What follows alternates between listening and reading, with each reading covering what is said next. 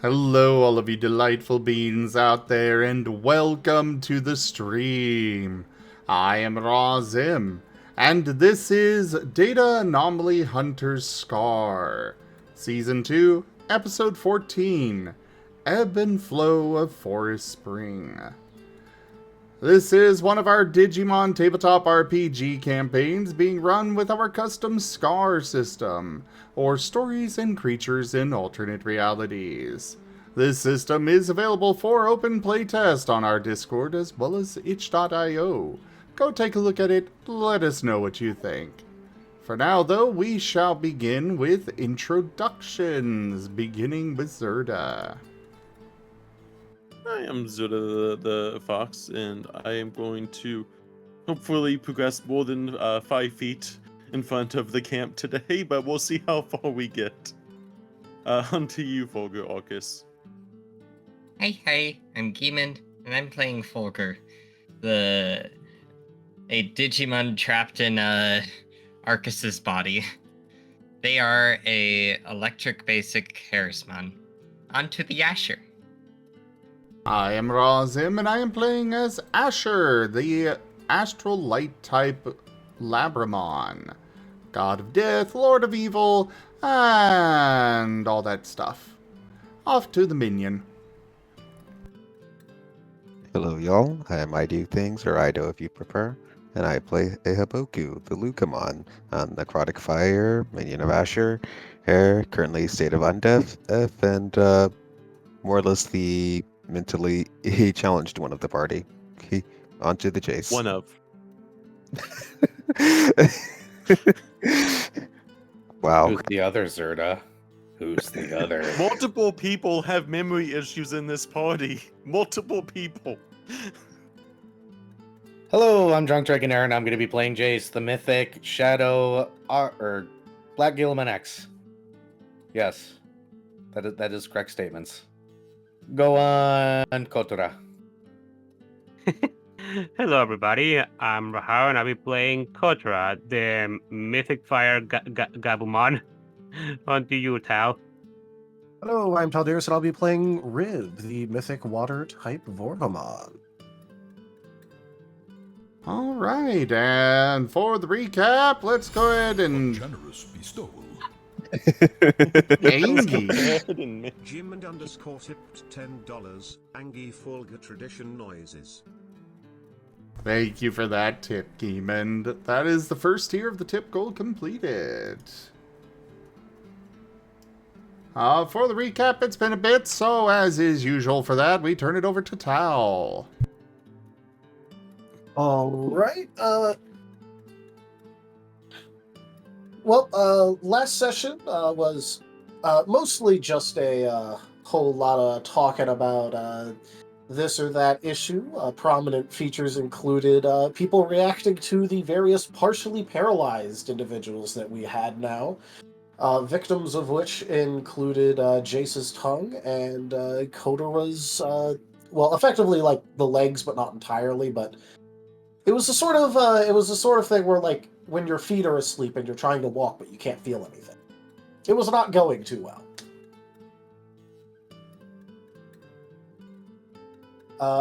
Other than that, we mostly did morning preparations on things, went over, and various people were trying to check up on the,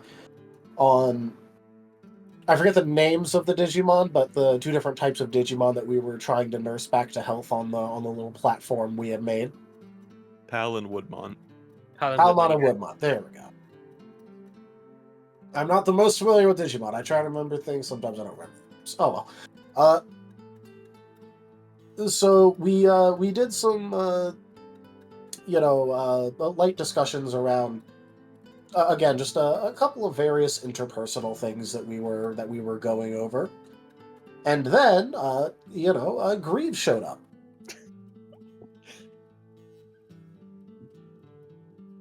And Discount and then bootleg Rhiv- Greaves. A generous bestowal. His bootleg creeps. IDDoThings tipped $15. Gerald's trauma tradition. Thank you for that tip, Ido. That is the second tier of the tip goal completed. So instead of Greaves, it was like Gauntlet or something. Grooves. Grooves. He does have a brother. They were imitating. They were the evil twin that was imitating them. Grooves does All actually right, have so- a brother, Grooves. Oh no. So Grooves showed up and caused a wee bit of chaos by with comments, kind of egging on Asher a little bit, who then proceeded to unexist parts of the platform underneath the various Digimon, which caused Rhiv to get angry over that and do the funny freeze. And then Asher was stuck frozen. It is still stuck frozen currently, I think. No, they're not. they're not? There's Okay. such a I'll kind of continue from here. Just because it happened after that, Groove got him out. What? Groove Yeah, talked him Grooves- out. Oh yeah, Grooves got him out. Yeah. Yeah, Grooves got him out, and then Asher went to go pack stuff, and then Jace went to go talk to Asher inside the tent, and one other person joined them, I think, to talk to Asher as well. No, I think Haboku was standing outside. It was Kotora. Kotora.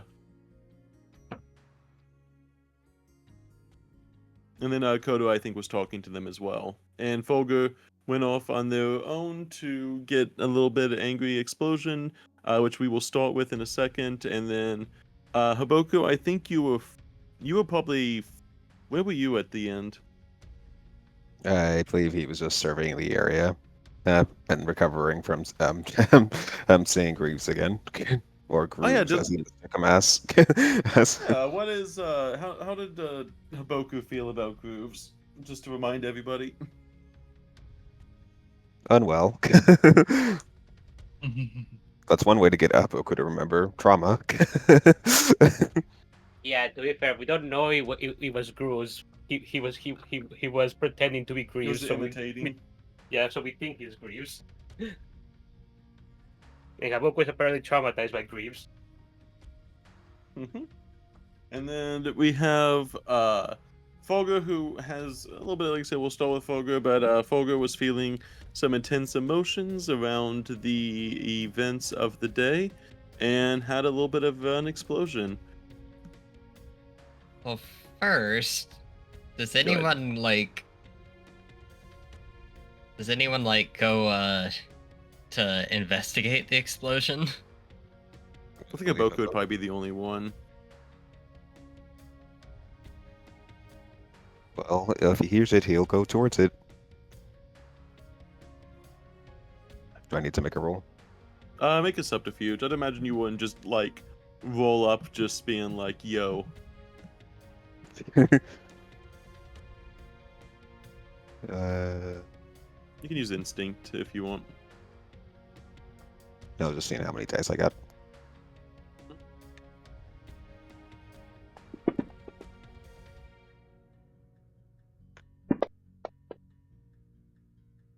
That is 3. Nice. That definitely beats the passive perception. But yeah, you would go to the noise and you would see you're not really too sure. You know for a fact that there are enemies in the forest that now know your location. You hear the blast, you're not entirely sure if it is one of the Beemon, one of the other creatures. You know it's not the Woodmon or Palmon because they are still safely back at camp. But you hear the strong blast and you go to investigate it. You see, and I'll let Folger take it from here. So, as you're getting closer to the scene, you kind of start to notice something about the ground. It feels cold. There, and as you look around, there's bits of it that look like it was maybe frozen for a bit, and it looks like it's warming back up.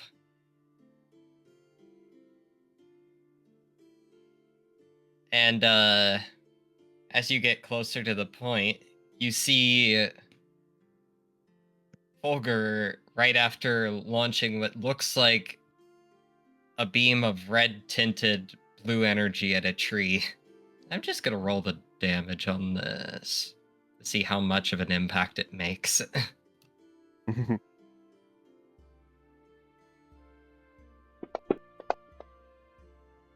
Ooh. Roll a ton of damage, edge, and alert to people that we're here. Even though they probably already know that. Yeah. They just see that and go, "Oh God, they're on the offensive." That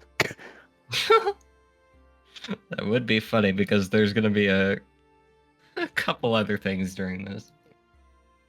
Yeah, go and roll the damage. I need to roll a few things myself for this.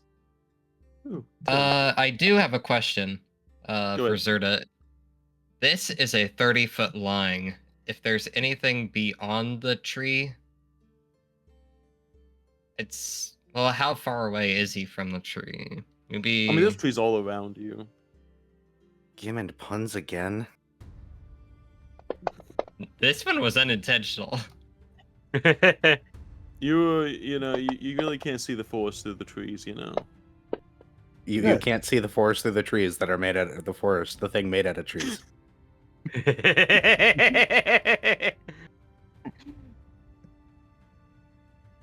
But yes, you make you don't see it yourself, but you do make an impact. Luckily, the life of this area is mostly dead, so you don't really hit anything too lively. No bugs or any kind of birds or creatures or things like that, as everything around this area has mostly either fled or been died off. So you mostly hit some roots. The roots do seem to shiver in from the cold as if they are still alive. You don't notice this, you wouldn't know this, but some of the vines were going towards you as you were sitting out in the open alone, but the ice blast has caused them to recede. Though you don't notice Then that. Fulgur... and then Haboku overhears. And then he goes and destroys the platform with recovering Digimon on it. I mean, seriously. And he calls himself a healer. Then he kicks a stone in a random direction.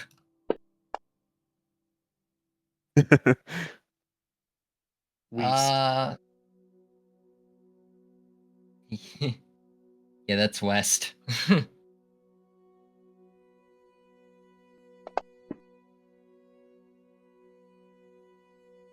Well, apparently not the direction Haboku is. You hear the stone clack around the forest. It pretty forceful. It hits one of the trees, but there seems to be no reaction from the tree. A Digimon whose entire job is to help others get better, and then goes and endangers them for no reason other than becoming upset. Asher even knew that they weren't supposed to touch the ground. How can he claim to be a healer when he intentionally tries to hurt people we saved and cared for? Not only that, but he also destroyed the bedding I made for them. And then he's gonna launch an attack in a random direction.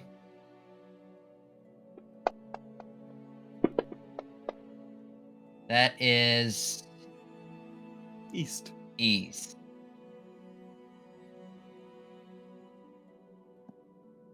Yeah, east. I guess You begin to fight off Haboku some more needs- limbs that you don't see, but the limbs are slowly quivering back from you. Does Haboku see this? You do see this. He sees the roots or limbs reaching towards Fulgur. It is very slow, but the pure liveliness of their emotions seems to attract the limbs, though they don't seem to make their way close, because every single time they seem like they're going in that direction, they are quickly shunned back.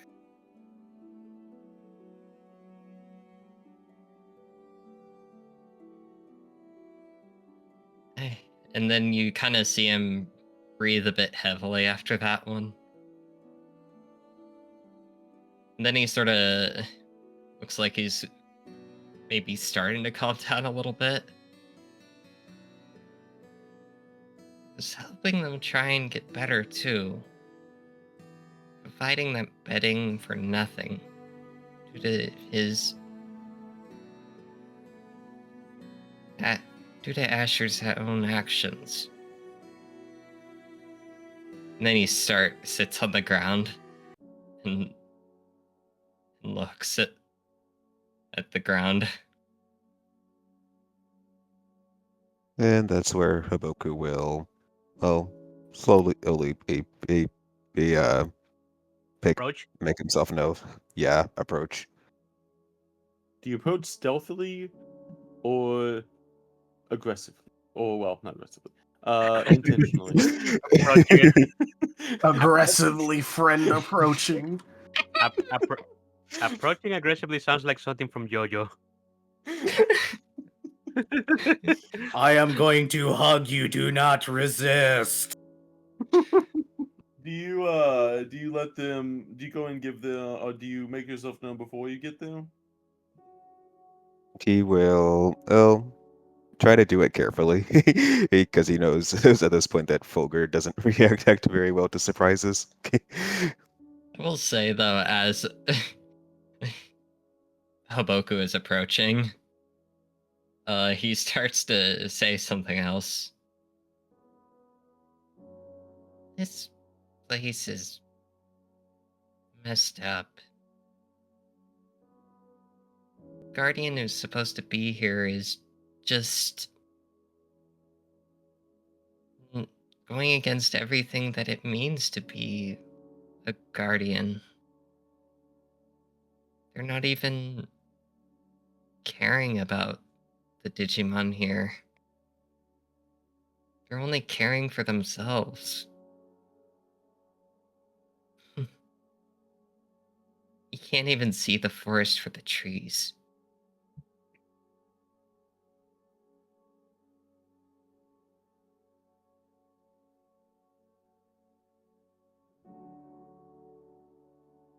Oh, that was it.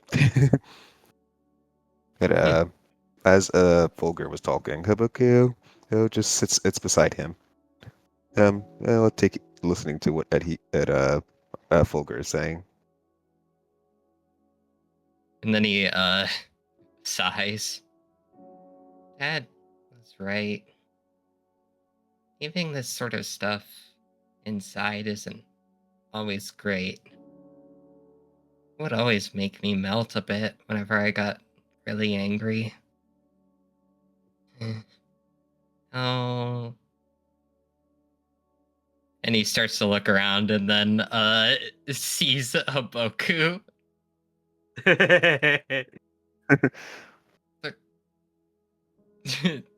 Dot, dot, dot. And he just freezes.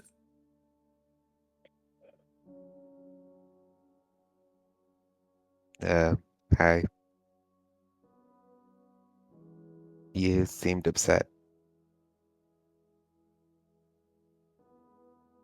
There's no response. There's just a Fulgur now just staring at you.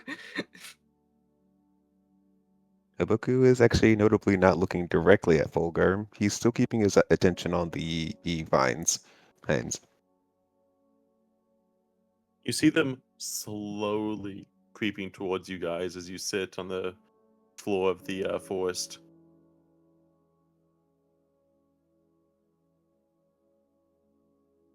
It's like a worm speed. Wiggle, wiggle, wiggle. Very much so.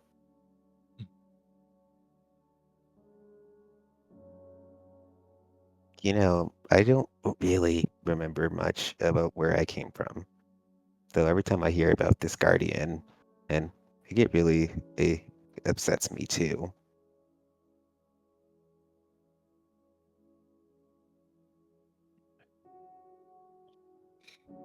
He's just still staring, blinking.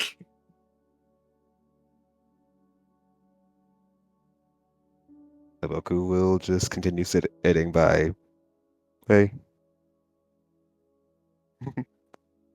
Your danger sense is slowly acting up a little bit, Haboku, as this seems like all around you in the 360 area, like it seems like the vines are just slowly creeping closer. Is now instead of just one or two, it seems to be more of them, as you guys are now still motionless on the floor.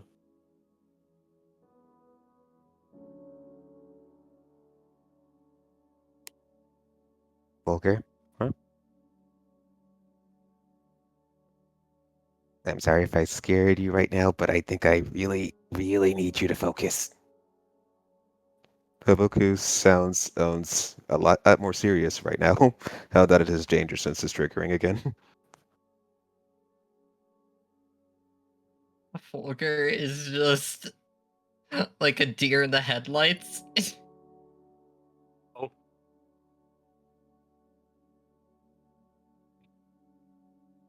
Haboku will he'll just gently take a claw and try to angle Fulgur's head towards it's the vines encroaching on them.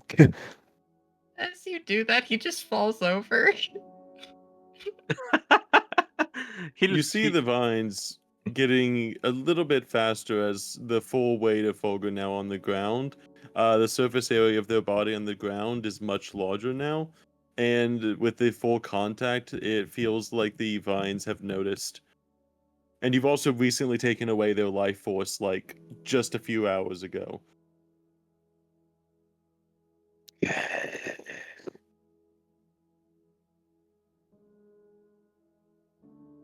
Haboku is going to attempt and start burning the vines. Should I roll damage or attack or something? He's going to just be using his spectral plane. No, I'll say you're able to do that. Just you're able to do that. Like I said, they're only really a threat if you don't do anything about them. But as you do things, as you're able to use your flames on them, they begin to sink back a little bit more. As you're doing that around, Folger, you don't. I'm not sure if you noticed this, but you feel that underneath you, you feel like something's tugging you a little bit underneath your quills. Uh, let's see. He's kind of in a state right now, so body, instinct, perception. Go ahead.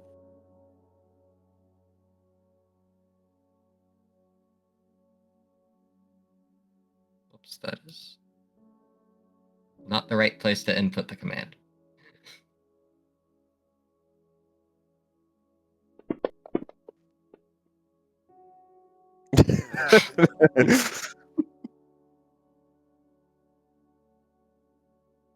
He feels nothing, but the fire might trigger something. He doesn't like heat too much. The thing is, it's not actually heat. Okay, then I guess not. Yeah, the area, Haboku, you notice that the area under you, you were standing in very, very dry dirt before, but for some reason it feels like there was a little bit of moisture underneath the paws, almost like you're beginning to stand in almost like a mud in a sense. You're not really too sure what is changing it, but it's almost like your claws and paws are almost sticking to the dirt a little bit. Haboku is immediately looking at his feet. Does he feel any? Does his danger sense trigger anymore from It this? is very much so, and as you're doing that, you see that Folger's body is slightly into the dirt a little bit. Like it's like they're kind of like their feet are in the mud, a little bit where their feet are, and it looks like their quills are a lot deeper into the ground than what they should be. Haboku is going to quickly rush into Stuart's Fogler and just dig him out of the ground. And while he's doing that, he's just gonna let out a loud "Cheers!" Give me a body athletics check. Alright, buddy. Forceful.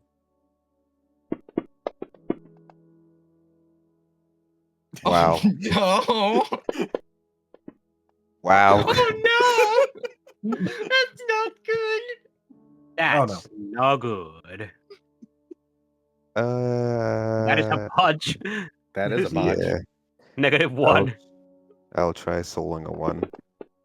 Never mind. And now you don't get the boost. Oh no. Oh my god. just the one. Hey, do I have any willpower? Let me double check. Okay, I do. Oh, Okay, go ahead. Just gonna re-roll the whole thing. I mean, at this point, Okay, that's much better. Okay, That is so- much. That is much better. You begin to try to pull, but as you do the first time, you realize that their quills are being tugged, almost like it is a tug of war in a sense. And after you realize that, you re-angle yourself. Your claws were kind of sticky in the mud a little bit. It's as if the dirt itself is slowly morphed into a muddier field, and after a different sort of pull, you're able to pull the quills not only out of the ground but off of the ground, and you see little tiny roots underneath where Folger was laying, and they seem to have kind of like done that little curl shape where they kind of curl over themselves now that you've taken it off, and you see what looks to be a clear mud that is under Folger, as if the plants themselves somehow turned the dirt into a mud, making it extremely sticky and hard to remove. But you also see a huge amount of caked dirt in Folger's spine, but you are able to remove them. Yeah, Haboku's just as soon as Fulgur's free, he's immediately just letting loose his spectral flame on everything root he sees is spreading up. And while he's doing that, he's just frantically calling the rest of the party. You all hear what sounds to be a howl as well as a yell of distress coming from the camp as you guys are in the camp itself. Did Haboku call for Jace immediately? Yes. Yes. The athletics check was also for the voice as well. You can I'm roll gonna just- perception. If you get above a 2, you'll be fine to hear it. I guess an important Athletics for question is shouting. Because they're also they're densely through the forest as well. Like they are not Volga walked off a little bit, so they're a little bit further away from the camp. Also, I think Jace will be fine. That's okay. Jace is beelining it then because he got shouted for. Parental instincts. Although I am kind of curious because, this was happening while everything else was going on. Yeah, this was at the very end. This was like the very end of the conversation you guys were having. It all just got broken up as Jace, your ears kind of trigger. I don't think we even started having a conversation. No, we didn't because he just got unfrozen. This was after you guys had that talk in the tent, and Jason Asher had the talk in the tent. Yeah, didn't Jace leave the tent at one point and Asher started packing up after there was a discussion between us two? Yeah. Yeah. And then that's what this is after. And then Kotora came in and talked with him a little bit too. Yeah, this is after all of that. Just to try and convince it to help out. Just to try and convince it to help out the Palmon and Woodmon. Yeah. And I don't remember the subject of those conversations. Jace was upset with Asher because Asher let a stranger manipulate him into doing a bunch of shit. Okay, that yes. As you might have guessed from my recap, I literally forgot that those even happened. So yeah, and then Kotora came in and talked to Asher a little bit, and I think he thanked him for helping, but then also was talking to him a little bit as well about having to help out the other Digimon. Yeah, because they were like, almost they were like almost healed up because of Mir's whole thing. So Kotora wanted Asher to check on them to see how their health was doing after Mir's sealing song.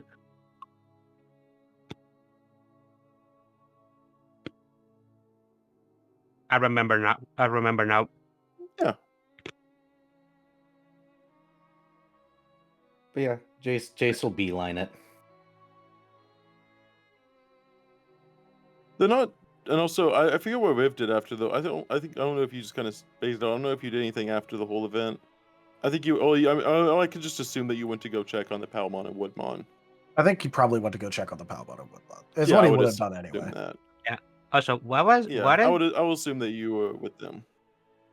also what is the what was the role to try and listen to the noise that Haboku made? Just a perception. Ah. Just a standard perception check. It's not too hard to hear them, but Haboku was also, like I said, they're a little bit far out from camp.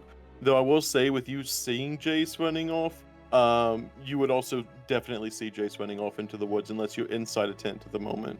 No, Kotora is not inside the tent. So Yeah. yeah, let me you would just just see. You would also. Yeah. I was just gonna say let me do a body instinct perception just in case. Yeah, and if anyone else wants to roll the body perception to be able to hear it as well, if you're in a tent, it's more difficult. But if you're outside a tent, you'll have just the standard.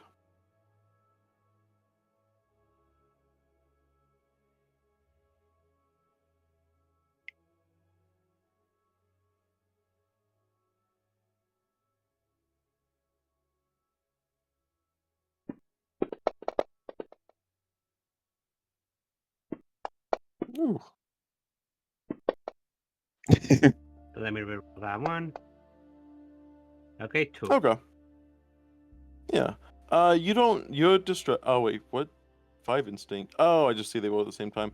Rhiv and Kotora, you both hear what sounds like Haboku calling from the distance, and you hear them say Jace, though their voice is a little bit gravelly, but it also sounds very much distressed. And you see Jace instantly booking it over to the direction of the sound. Yeah, the moment Kotora says that he's booking it after Jace.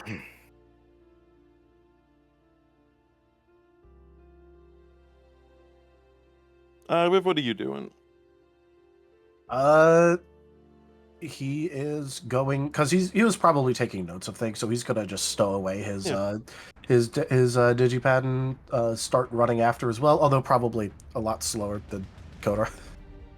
I'd assume you could also you're also able to glide off the forest. Well, yes, but his fly speed is his secondary speed, and he can't run when doing it as well. So it's literally so much slower than if he just went on the ground. Fun fact, Vorvamon get tired from flying too much, and, even his next stage up traditionally just moves around on the ground. Borberman are literally small rug chickens. They're not going to be able to fly all that much.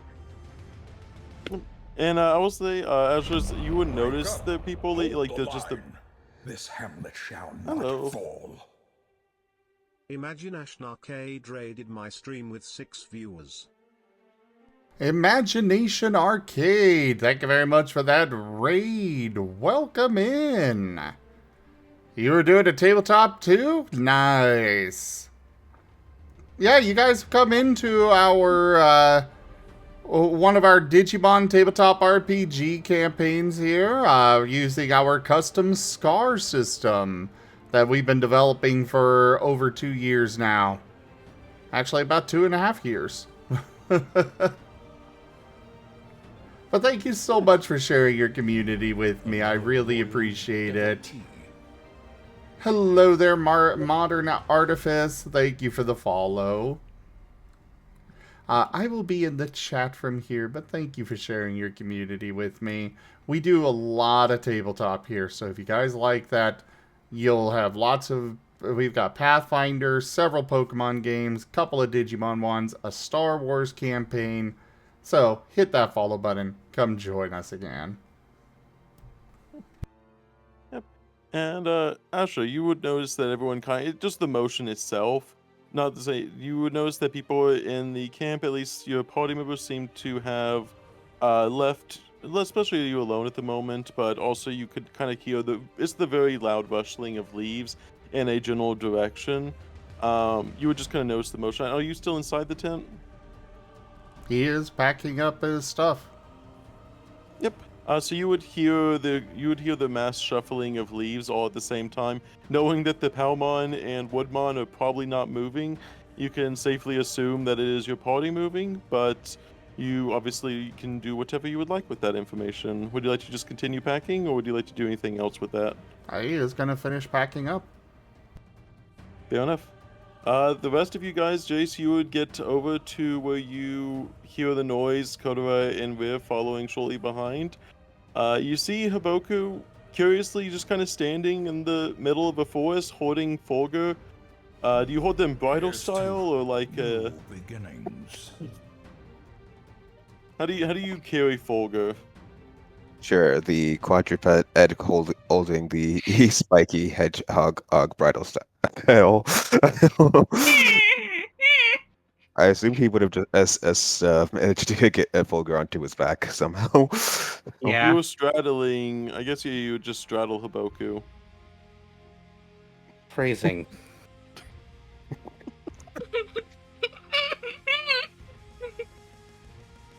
And as you gaze upon the scene, Jace, you see what looks to be Fulgur riding Haboku, and Haboku seems to be just kind of just chilling in the forest, though they looked very panicked.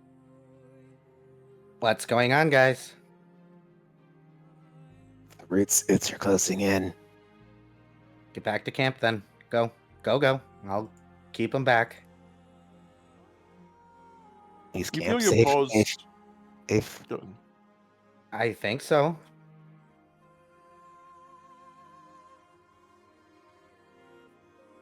As you begin Yeah, to try moving Haboku, because of the additional weight on your back, as well as just the amount of surface area, it is very difficult. It's kind of like moving in thicker mud.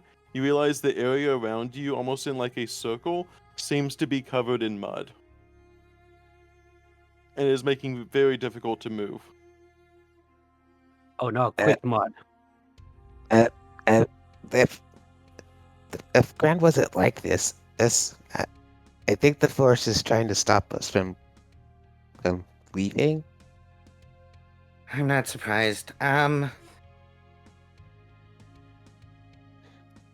gonna go out and try and help him out. Okay, and you notice as you go out there, it seems like the muddy area is almost a direct circle around them, and it is not affecting any of the other ground. It is like a specific circle has been placed under them of mud and nothing else. Actually, can I roll an investigation? I want to see if this is some sort of effect. Yeah, go ahead.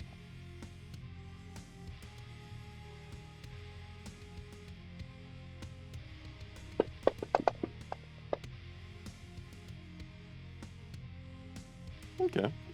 I'm gonna sow the one just because I don't like that quite. You see, I'm gonna get to you. You see the roots where Fulgur was staying, and they were laying just a little bit ago.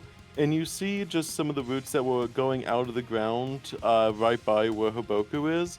And it looks like the roots are weeping in a way, in the sense that you see what looks to be tiny water droplets that are kind of going down the vine, but you know that you're not sure if it's like the vines are sweating in a way, as in they seem to be producing that moisture around them. Trap. Okay, this is them fighting. Got it. All right. Have Kotora and Rhiv caught up yet? Yeah. Kotora Kotora- and Rhiv, you walk onto the scene, you see Fulgur riding Haboku. Haboku's very muddy from all of this. Their paws are kind of stuck. Kotora, can you assist with that? I'm not the strongest. I'm gonna do something kind of terrifying. Yeah, of course. What do you need me to do? Go out Just there and try to help them out. I'm gonna target the roots with something here. Okay. Let's see how the trees like being eaten. Okay, so how big is the circle of mud surrounding Haboku and Fulgur? I'll say it's only a 10-foot circle around them. Can Kotora like reach out to them without stepping in himself? It is you were able to step on the very edge, because Haboku's able to move a little bit. It's more so the weight of Fulgur and the mud combined that is causing the very much increased in difficulty. But you are able to reach them, though you're only really able to, you're kind of trying to look for a way to grab them. You can get your claws close enough to be able to get like maybe the shoulders of Haboku without stepping in it, but that's about as far as you can reach.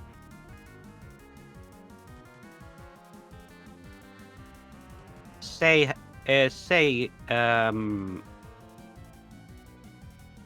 Ido, out of character, how tight is Haboku's cowl? Fairly tight, but it can come off if enough of force is applied, I guess. Okay, so grabbing onto that is not a good idea. Then I mean, he won't be against that. Right now, priority number one is get himself and Fulgur away from what's happening. You'd also imagine that the way, like, you could, just from the looks of it, the mud doesn't look as treacherous. You'd imagine that also with Fulgur's weight, you'd imagine that that's probably a bigger cause of it as well. Just judging by the situation. Kotora is thinking for a moment, trying to see what exactly, how exactly to grab Haboku without making it awkward and possibly falling himself, and then an idea pops into his head. Okay, Kotora is going to remove his belt, and he's going to like, what you may call it, grab it from one of the one of the sleeves and toss it towards Haboku without letting go, as telling Haboku to bite on top to bite onto it. Yeah, Haboku will do so. Okay, and Kotora is. I was gonna say, and a heavy scent of Kotora is filling your muzzle as you're biting into what they wear on a daily basis.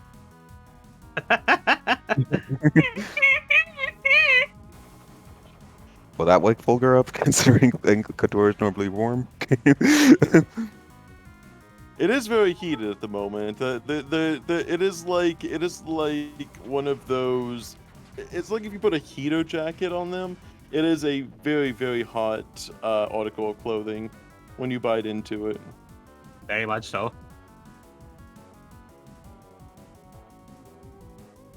Okay, and Kotora is going to pull on it to try and get Haboku out.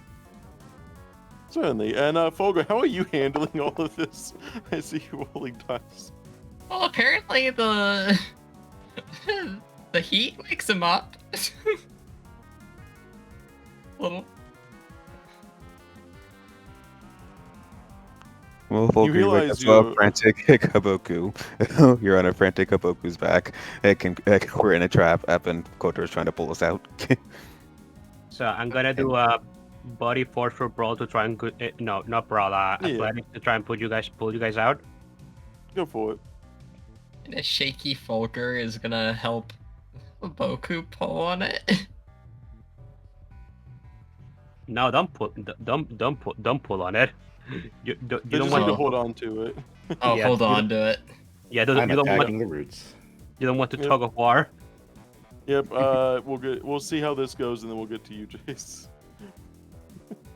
Rhiv, you Well- can also assist in this as well, I would say. Yeah, it's just more like he's trying to keep a watch out of. Well, because like everyone's hyper focused on this right now, and obviously he wants to help, but it's getting handled. So he's trying to keep an eye out for, let's just say, complications. Okay. If that makes sense. I'll say with, let me just do my own little roll here. Okay. Yeah, with that, you're able to pull him. Like you said, it with additional help and Folger waking up, you're able to position yourself on top of Haboku in a way that's more amenable to both of you. And with that, with the weight distributed more friendlier, you're able to help tug.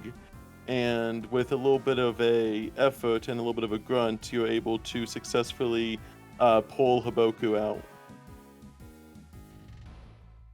Whew. Yeah, are you alright, you two? I think I scared Arcus again. I mean, Fulgur. Volker is meanwhile is like gripping the back of Haboku while on Haboku. Kotora is putting his pelt back on as he just says, "Well, the two of you now are free. You can move now, right, Haboku?" Yeah. Haboku, his eyes trail back to the roots. Are they moving towards the party now, or is it still all just focused? Let's have what Jace is doing this. Jace is attacking them. He's going to use rootkit data consumption. Is that describe what that looks like? Oh, where is that description? I think I wrote that one, didn't I? With a malicious growl, he opens his jaws and begins to draw on their data. The flow of information slow at first, then rapidly escalating the longer he feeds. Oh, dang it. Now we have two people who literally eat data. Data is kind of a common theme of a Digimon game. Data Well, is no, I'm very saying much... specifically eat. Specifically, eat. There's a lot of eating going on. But yeah, you're able to do that. As you're doing that, you actually taste what... not only are you beginning to take in the data from the surrounding area, the vines seem to both quiver and also retract from you as you were doing that. And in the process, you do feel not only the roots, but almost a sweeter taste. It is kind of shocking if you weren't in a state of shock already from all of the commotion, but it tastes sweet as if it is like almost like a sugared tea taste from the roots. It is clearly from the liquid that was coming out from the roots themselves. It's not the same sweet as the honey, it's entirely different. It's like the water itself that was being exuded from the roots was a sweeter, some sort of sweeter liquid.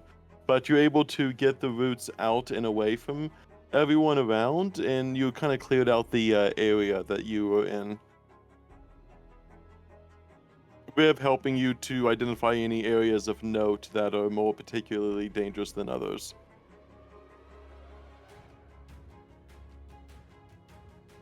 Alright. Let's get back to camp now. I don't know what that was.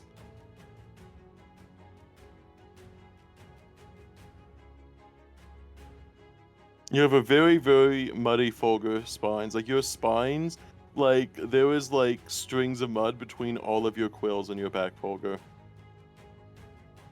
And Haboku, your paws are covered in dirt. I mean, probably his back too, considering he put Fulgur on it. Yep.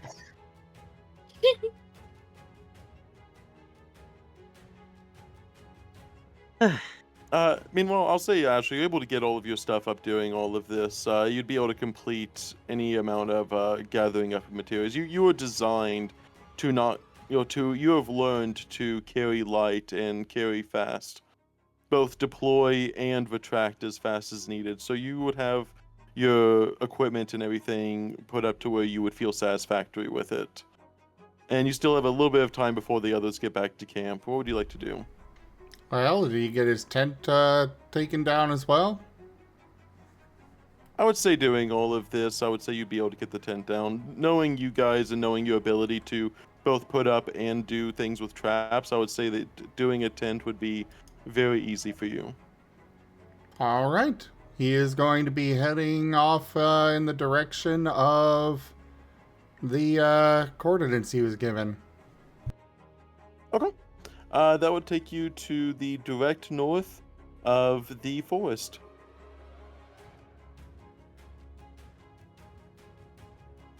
And I'll say you're able to. What kind of pace are you taking? A leisure, quickened, or slow? Quick. Okay.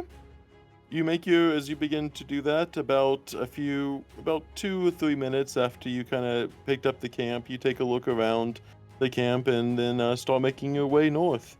About 2 minutes later, the rest of the group are able to get back. And Jace, you notice that your tent is gone from the camp, but everything else is everything of Asher seems to be gone, but everything. You don't take Jace's stuff? I'm guessing, right, Asher? No. I know you share a lot of stuff.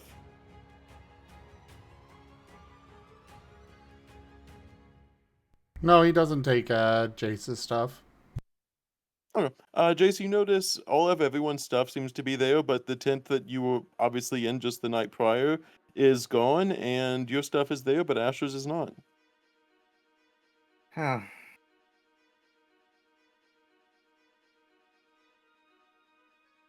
Oh, goodness gracious. Did he wander? Are you two okay? I think Haboku says this as that he's mostly sniffing around on Fulgur here, since he saw the vines and specifically a reaching for him.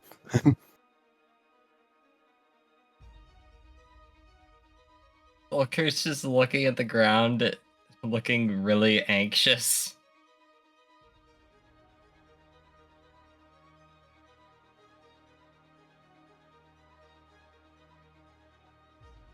What happened, you two?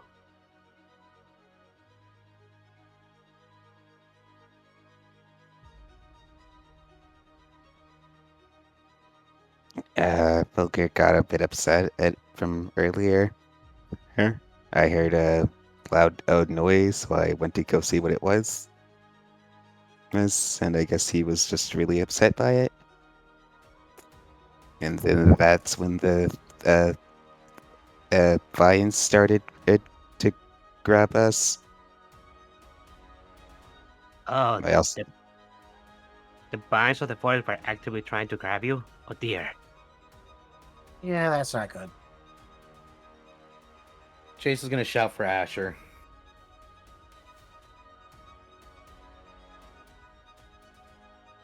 If Asher is still close enough to hear, he will be ignoring. But nobody came. wow, oh, dropping that at huh? Oh, great. I don't know how far he went.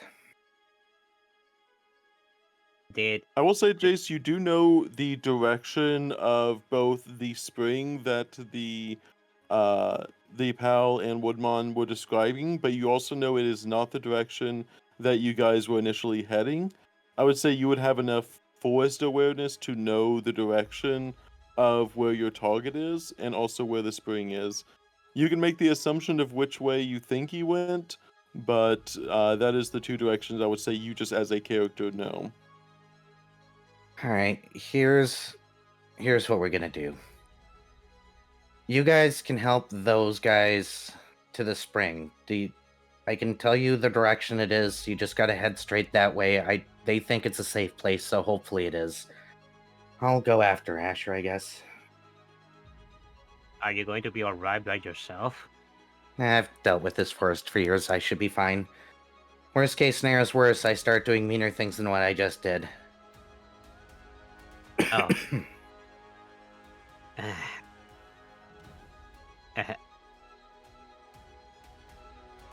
Uh,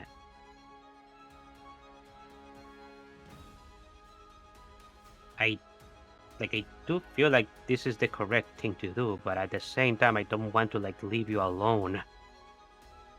I'll be fine. I need to talk to Asher. I yelled at him. So, I could tell that he's upset, but he objectively did something wrong there earlier. One bridge at a time. Go on. If ultimately he wants to go on his own, I can't stop him forever. So Kotora is going to rub the back of his head. What do you guys think about this? I mean, I don't really think it's a good idea to split up this much, but, well, Asher already kind of ran off, so. I guess our hands are forced in this regard. We can't just leave the problem and Woodman like this. The forest will just eventually come after them if they were attacking Haboku and Fulgur earlier. Yeah.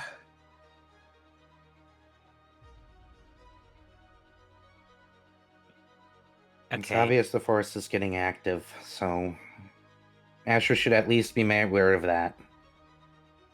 Okay. Well, he doesn't know about the whole root thing. So as far as he knows, it isn't. Yeah. I'll be fine, I promise. Yes. Well, okay, but just make sure that you remain alive, okay? Well, No intention of dying yet. Good. So give me a D10, Asher, to see some things. Also, Kotora is going to say, okay, then I guess you better go. He's a fast one. Yeah, he is. All right. I'm gonna grab my stuff and I'm going to. Oh, I have to roll survival to track Asher down. Yep. There's how much of a trail Asher is trying to, not exactly trying to leave, but whether they care to leave a track or not. Would you like to roll subterfuge, or would you just like to have your tracks be just natural?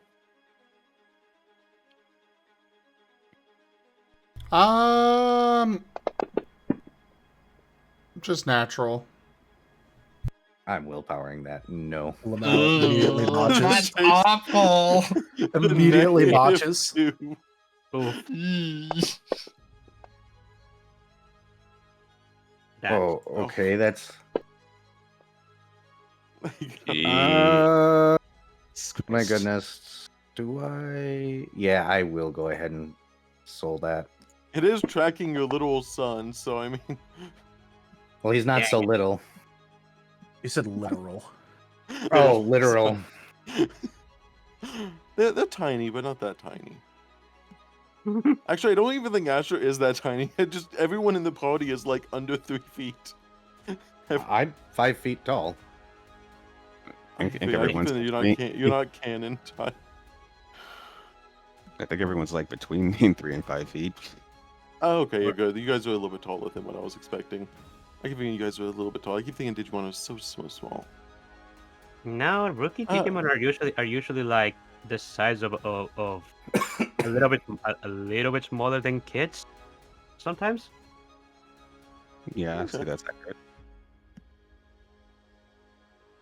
Let's see here. I'm assuming that you're going to be going full speed to track Asher. Asher, you are going at a quickened pace, but let's see here. How do we? I think how I want to determine how long it takes to catch up.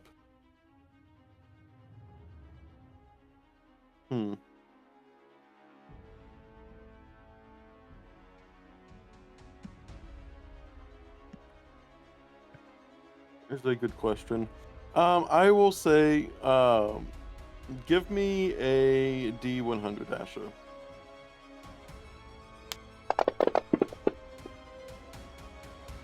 Eight. Okay. I'll say you're able to go through the forest pretty clearly. You have a more innate direction. It's almost like your natural instincts, in a way, are kind of kicking in a little bit. It's kind of like a home turf territory. There is a familiarity about the forest, but one that is just you can't really place your finger on it. It's almost all your claw on it. It's like a familiarity in a way, but it allows you to navigate the forest a lot easier than what you may originally understand. But as you're making your way through the forest, you do see a small clearing up ahead where it looks like some area that has been specifically cleared out for a purpose. And in that area, you see what looks to be some sunflowermon that seem to be basking in the sunlight at the moment. Very small amount, only about 5 of them, but they seem to be standing around in a circle and gathering what looks to be sunlight from a tree line that has a open area above top.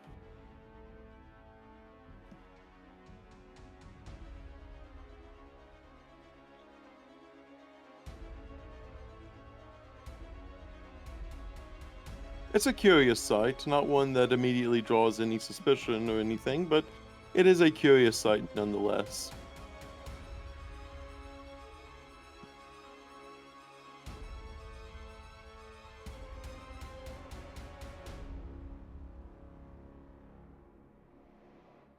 You can continue moving on if you would like.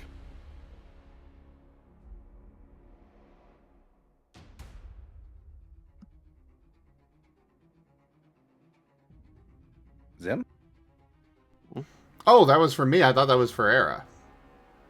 Oh no, that was for you. That's what you noticed as you were, because you're ahead of them at the moment. It's kind of Asher in the is pathway. Asher is on a mission. Yep. The pathway does lead you kind of in the open clearing, even further north from where you are at. But do you go around the clearing or do you go through the clearing?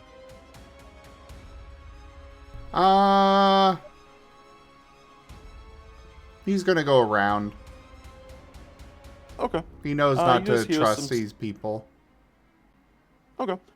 You just noted as you were going and making your way around to the other side, you hear some slight, almost singing coming from the sunflower mon. They looks to be in an open meadow full of pretty much a very large amount of life. The grass has grown very lusciously. The sunflower mon seem to be happy. They seem to be almost singing in a kind of like circle-like area as you're not really too sure what's in the middle, but you don't stick around long enough to find out as you're going around them. Jace, shortly after you would approach, and you would also hear the same singing, and you approach a clearing to the north. Yeah, I'm going around. Okay. No. Just just the cult-like sunflower mon singing in a circle. What could possibly go wrong? Oh, this is normal. Who cares about them? Weird plant Digimon act weird all the damn time. I don't really care what they're doing right now. As you go around, you notice that it takes a little bit of time, but as you're making your way around, you do actually get to enough to the clearing, and you see Asher actually in the distance outside of, obviously around the clearing. They also seem to be going around the clearing as well, though they are basically on the other side of it by now. Cool. I take a moment and teleport over.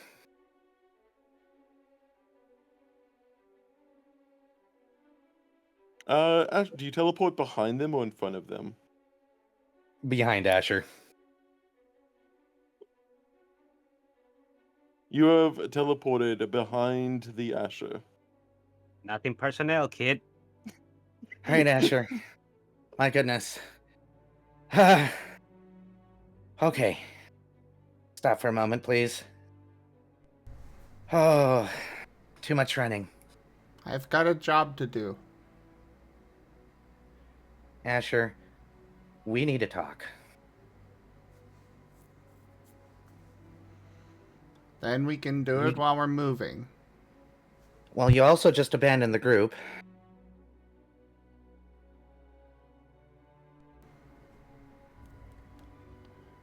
Okay. So that's You it? You're said just gonna not walk to- away? You said not to trust anybody. Jay's face palms.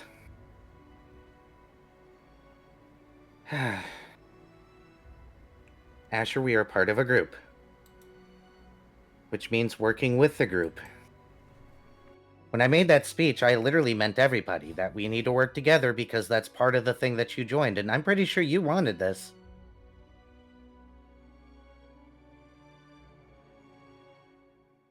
You can't just go running off like that. The roots are actually actively attacking people now, so the forest is getting worse and it's getting more dangerous. Walking away like this isn't going to help. We're going to get them to safety and then we're going to turn around and do this mission.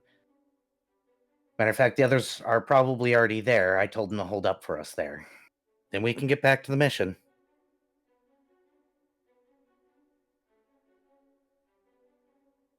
I wonder what the Sunflower Men are up to now. I swear they all crazy out here.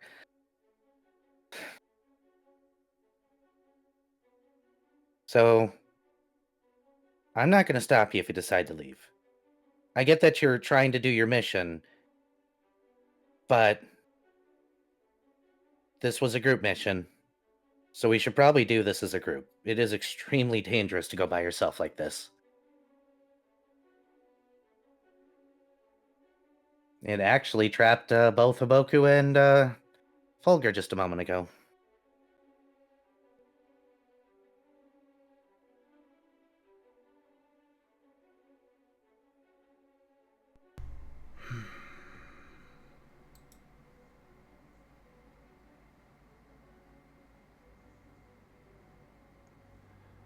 Fine. Why do you sound so upset?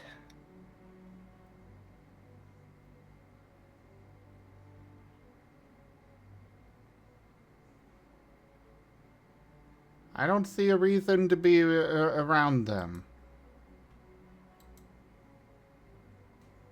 Why? I mean, I just got frozen for one. Well, because you're kind of attacking people. Well, not directly, but you were definitely endangering individuals that weren't really fully capable of defending themselves.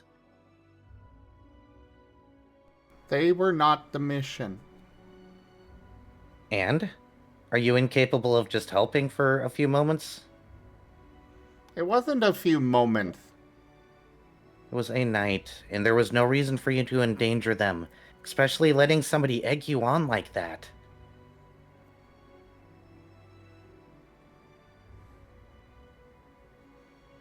Why did you feel the need to prove you were evil? Because I am. No, you're not.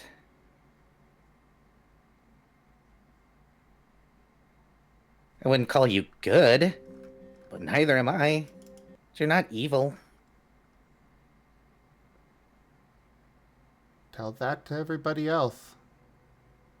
Well, with actions like that, it does make you look evil, but why do you want to be evil so bad? Like, before I thought it was just, part of your whole role-playing thing and with the Digifinder and all that other stuff and the evil cleric thing. But why is it getting so bad now? So much that a random stranger can egg you on.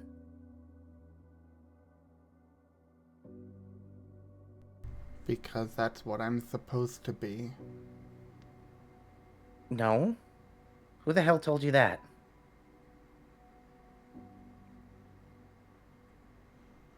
God of Death. This again. Okay, Asher, death isn't evil. Death is fair. Death only takes people when it's their time. It's his job. He's not out there murdering people for fun. It's his job. Yeah, but most people see him as otherwise. Okay, well, don't be like that. There's no reason to lash out like that. There's no reason to act evil, so who cares what some people think? Anyways, not everybody's afraid of death. It's just a part of life.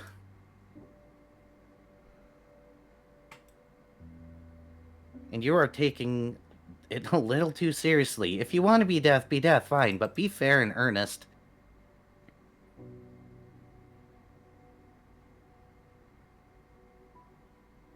It's not a matter of want, it's a matter of what I am. You're not evil, buddy.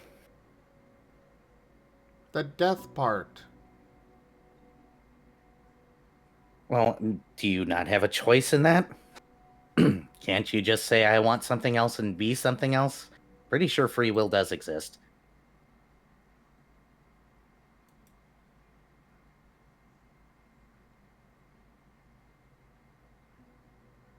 If you're death, you're death. That's fine. But that means you have to be fair and even. And only take people whose time it is. And, well, there's going to be a lot of times around us. Because I'm getting tired of this nonsense around here, waves at the forest.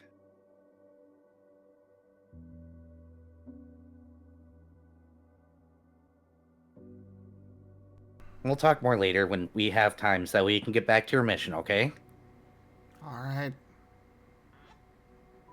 We'll figure out after we're home if you want to continue this or not. For the time being, it's just better to stay with the groups, that way nobody gets hurt. Safety in numbers and all that.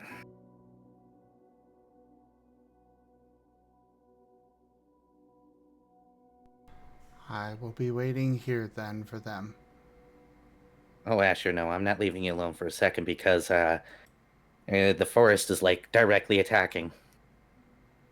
There's not much point in me going back there just to then...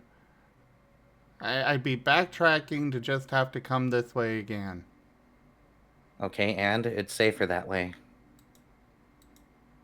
It's also wasting time. Well, this is And also energy. wasting time you sitting here. You're right, so let's keep going. Alright. I can't stop you. You don't want to listen to reason, so, okay.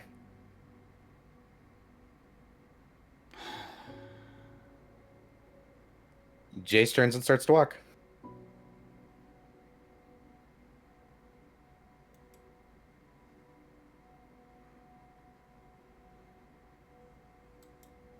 Asher will sigh and go back with Jace.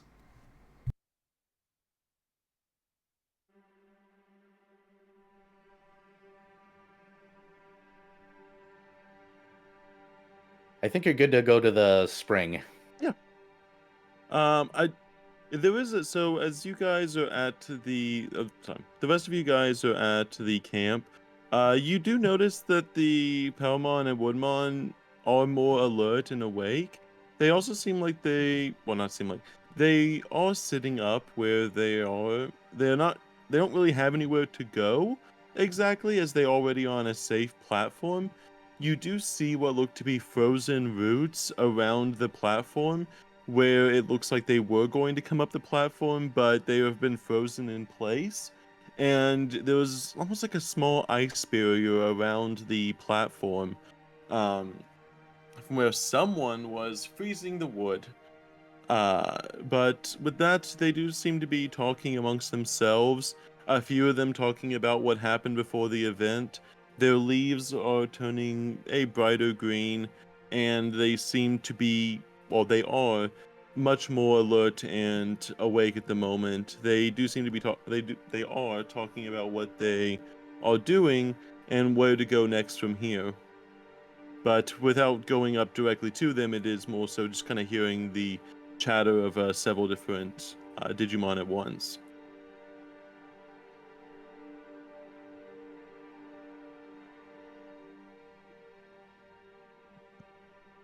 Any of you can approach them.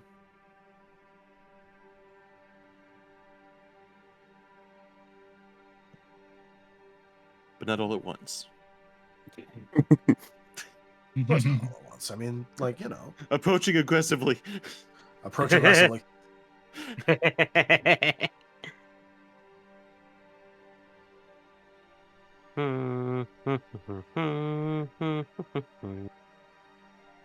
I will say, you guys, I mean, Kotora and Rhiv are very much clean at the moment. Fulgur and Haboku, you guys are still having that kind of mud about you.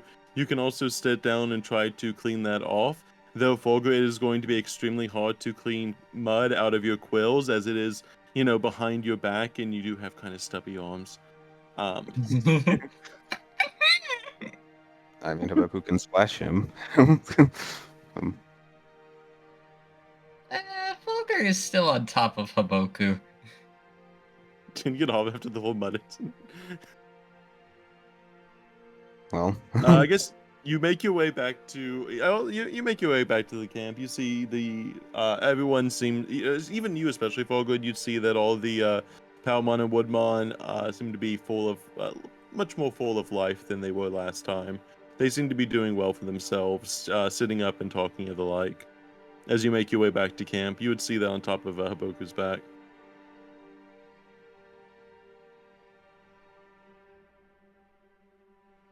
What would you like to do, Fogwood?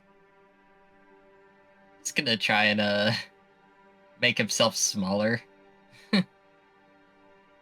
In a sense. Fulgur You're uses gonna mini- hug Haboku closer. Yeah. Fulgur uses Yeah. minimize. Kotora and Rhiv, you make your way back to the camp as well. You guys, you are back at the camp. I guess no, you guys are back at the camp. You saw Jace go off in that direction. You guys know that Jace told you to head in the direction of the spring. So what are you guys doing? Well, Kotora is basically. Well, we need to lead the Woodman and Paimon onto this towards the stream, right? So They spring. can guide the way. It's more of a protection thing more than anything. It's Yeah, but, more of a protection. yeah, but well, We still have to Cut- actually guide, yeah. like protect them along the way. Yeah, Yeah, they will happily guide you. Like they will walk you to the spring for like some. They will take you to the spring. They just seem a little bit skittish about getting off the platform at the moment. yeah, Kotora. If any of them are asleep, Kotora is gonna try and rouse them, and he's just going to say, "Okay, okay, we're gonna be we're want to head to the spring now, for you guys and our sake. Don't worry, we will protect you from the forest." They kind of looked to you. They said, "Ah, yes, yes. You've already done so much for us. The least we can do is take you to the spring. It's full of life, water, and well, it's been." They kind of look around. Yes, the spring, the spring, the spring. And you kind of hear several of them begin to murmur about the spring. It just saying that idea alone seems to give everyone of the Digimon some newfound hope, as you see them kind of whispering about the spring to each other. As you hear the one that you're kind of rousing up, they say, yes, the spring is to give us all life. It gives life to the forest. It provides the life to all the creatures around here, all of the different Digimon and the like. The spring is one full of hope and life. I would love for you to visit the spring. And they kind of look, yes, yes, yes. We'll make sure that we even help you gather some water from the spring. It is said to heal wounds and make sure that bodies are cured of ailments. It's a sacred land in the forest where we are from. We are maintaining the spring, and we are charged with mostly keeping the spring intact, so that all the life around here may be full and full of life.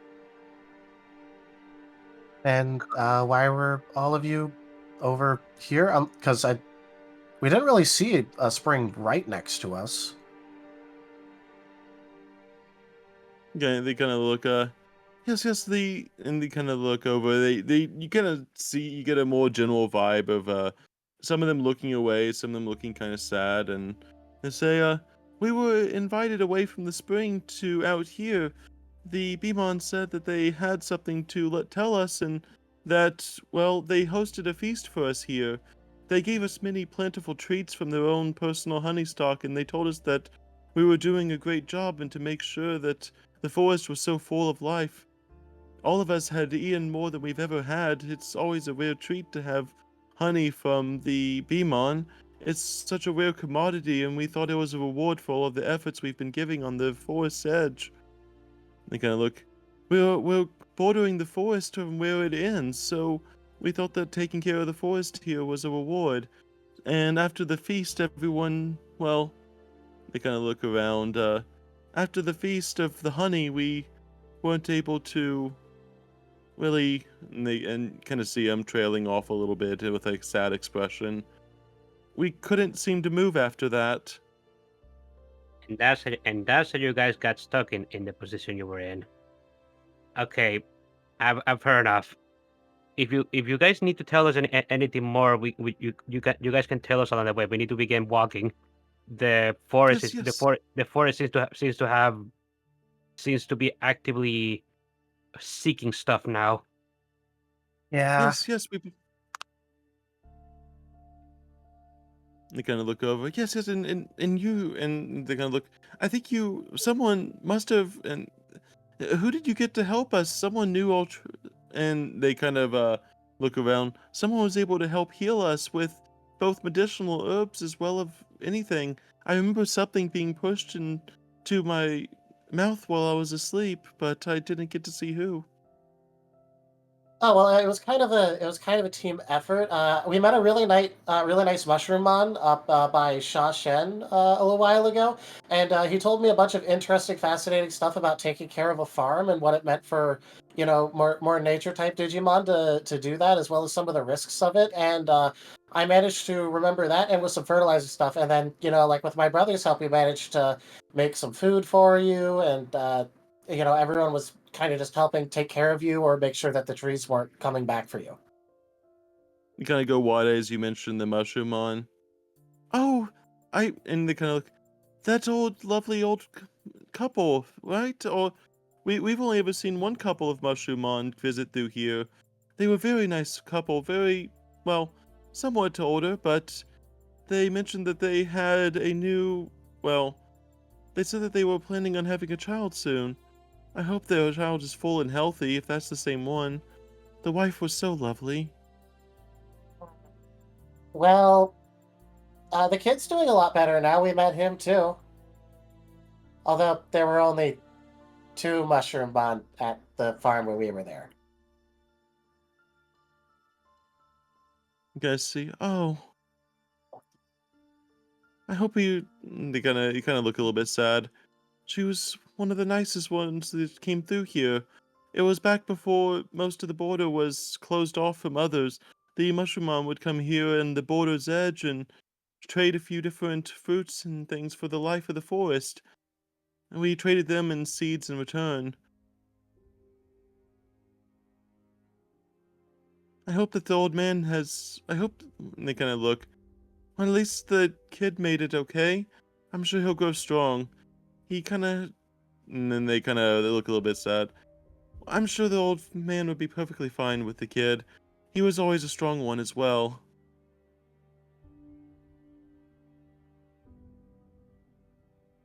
Kotora is going to nod. And I'm sure they'll be fine. They have. We were able to help them over there, and things are getting rebuilt in Shashen. But right now, you guys are the ones that are in dire straits. So let's go. Yes. And they'll kind of you kind of hear a few others say, "To the spring, yes, the spring. Oh, the life-giving spring, the wonderful spring. Oh, the sacred holy ground of the spring. Let us make our way there so we can be full of life once again. Nothing energizes like the spring." Oh boy. You see him begin to. Do you pack up your things at the camp? Yeah, pretty Well, much. yeah, we would have Yeah. tried to make sure to be packed up before they even. Who's packing up Jace's things? I thought Jace grabbed his things. I took my things. Yeah, you grabbed his stuff. You were able to pack up fully? Okay. You guys all design. I wouldn't mind. You guys all designed to pack up quickly and be able to employ quickly. But yeah, you're able to make your way northwest. You see, especially the routes seem a little bit more aggressive as you are carrying their like previous life source away from them. But with all of you combined, you're not really going. You're able to stop any sort of small roots and stuff that are able to get cropped up. You're able to keep them at bay, though you could tell that if they were left alone, they would have a hard time fending. But outside of that, with the motion, you're able to make your way about a mile northwest of where you guys are. They didn't travel too far from the spring, but about a mile to a mile and a half, you make your way to where they designate the spring is. All Over right, let's here. wait. Go ahead. I was just gonna ask what's waiting for us when we get there. As you make your way there, you kind of get to a clearing similar to what you would see. It is one of the first clearings that actually just has natural sunlight. You are in basically a gloomier forest with most of the sunlight being covered up through the canopy, though you do see what looks to be a brighter light ahead, as it looks like natural sunlight is getting through the area as the large open clearing presents itself.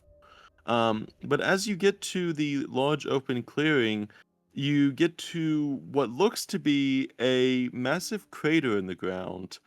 No water seems to be coming from anywhere. That looks like a giant hole and like a giant crater in this area of the forest.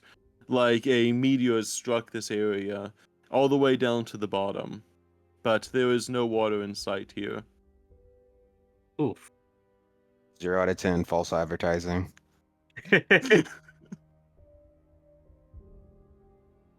You see, as you get there, it takes a little bit of the time for all the Palmon and Woodmon to get there. But as they do, you definitely see all of them just they just drop to their knees as they see the giant life-giving spring completely gone. It doesn't even look dried up in the sense that like there was moisture. It looks like all of the moisture in the crater is completely gone. And you just hear as you guys are all getting this, you just hear the Palmon and the Woodmon begin to weep.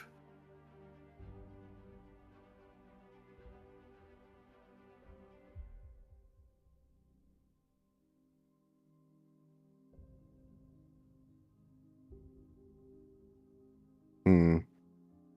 Well, that's unfortunate. Yeah.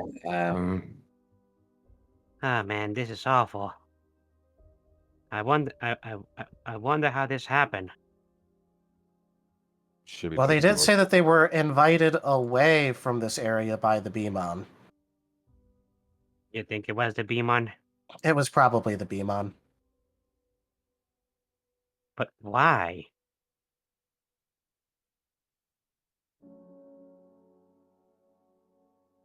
Should we do a roll to see investigate what Uh, happened? Yes, actually, everyone give me an investigation. Alrighty. I'm assuming Well, everyone we should there. probably.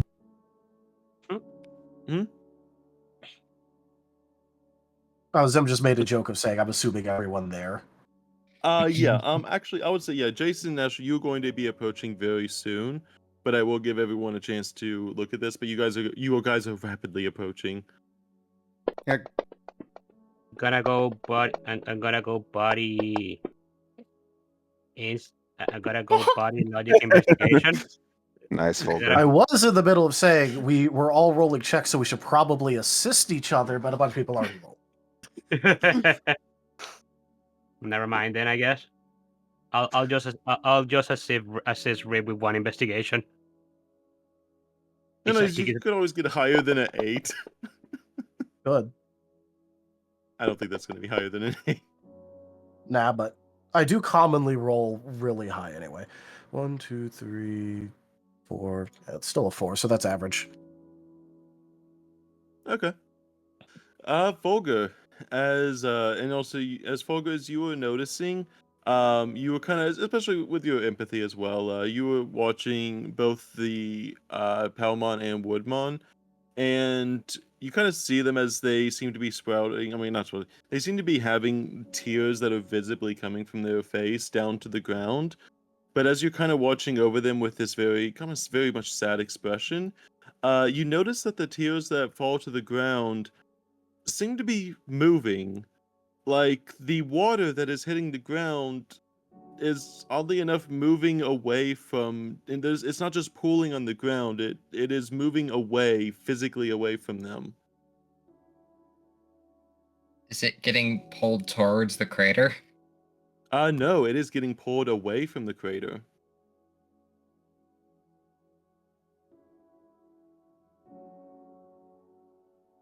can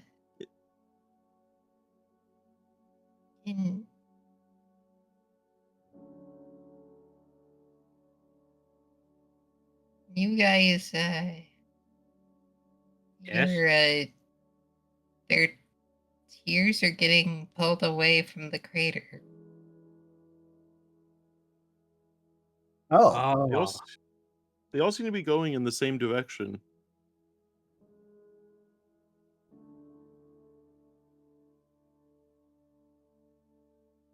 uh, Also, now that you're noticing, the air seems extremely drier here than anywhere else in the forest.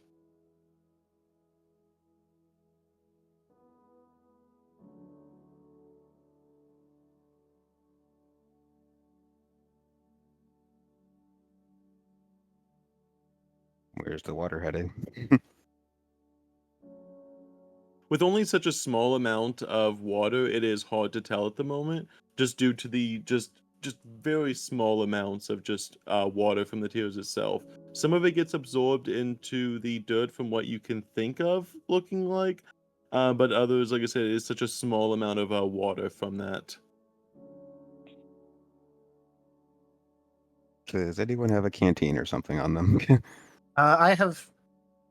Well, technically, actually, I have two. I have the one that we got before, and then the more insulated one. So I probably have one that's filled with water and one that's filled with ice.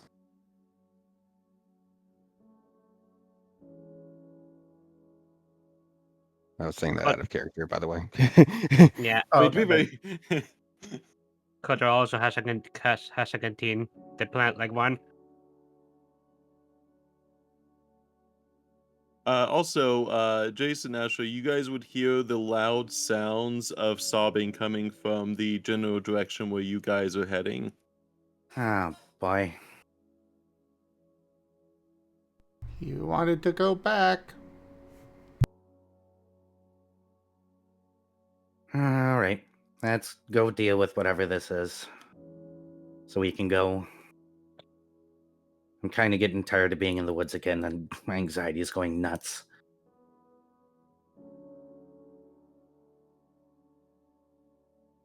You make your way to the open clearing, and you see your party as well as all of the Palmon and Woodmon, and they seem to be standing over what looks to be a giant crater. Though you see Folger intensely kind of, and almost everyone at this point seems to be staring at the ground, looking at something, but you can't really tell what from here. But they all seem to kind of be following the ground itself and then scrounging for some water, or what looks to be in their backpacks. What are you all doing? The water's being pulled away. This used to be the spring. Oh, Apparently, the Bmon and led them away from here and trapped them there where we found them. Yeah, so Hmm. it's probably not like the forest is producing the strange honey, and instead the Beemon just are on purpose. that sounds fitting. I'm gonna look at one of the Palmon or Woodmon, whichever one's close.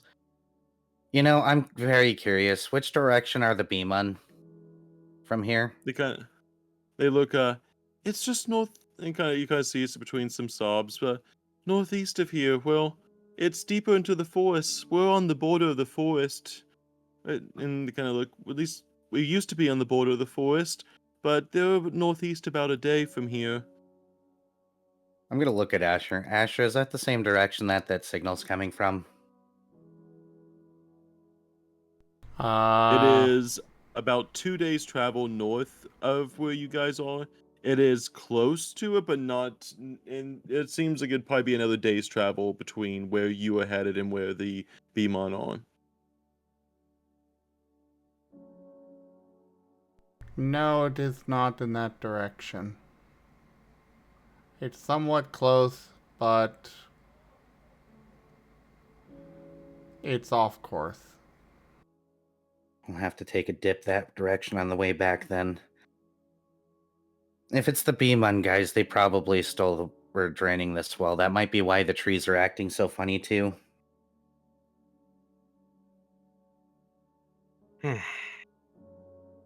In that case, is there any other location that you guys could go away from here? Because I imagine I imagine it is not safe here with the spring gone.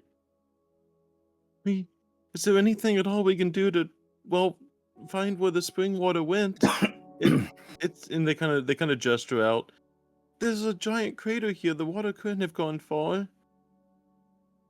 Well, the crater might be where the water was.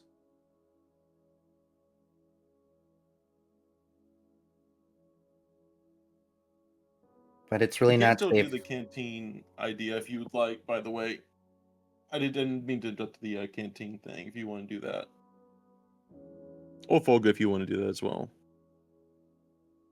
Volker's gonna try collecting some of the water and then going into the crater and then pouring it into the crater. As you kind of see Folga kind of making their way into this very, very dry crater, you see them pour some of the water out from their water skin. And as you do, you see the water like a reverse stream, completely defying gravity, just going up outside of the crater, heading about west from the crater, up a slope.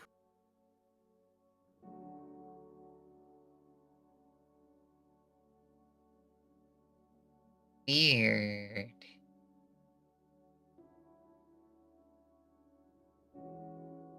He's gonna go back, get out of the crater, and then, like, it seems to be heading west.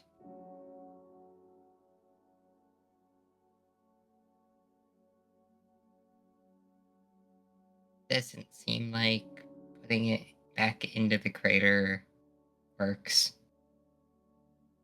I wouldn't suppose so. I'm assuming whatever the Beamon did, they dragged them away, right? Yes. Yeah, it was probably so that way they could do something to the water. The best thing that we can do is ask the Beamon. Indeed. And we technically do have a mission to finish. And while helping them is a kind gesture. Well, It's not, if we it's something that it is something that we could that we could look into after we look at the team we're supposed to be looking at. It is in the general direction, isn't it?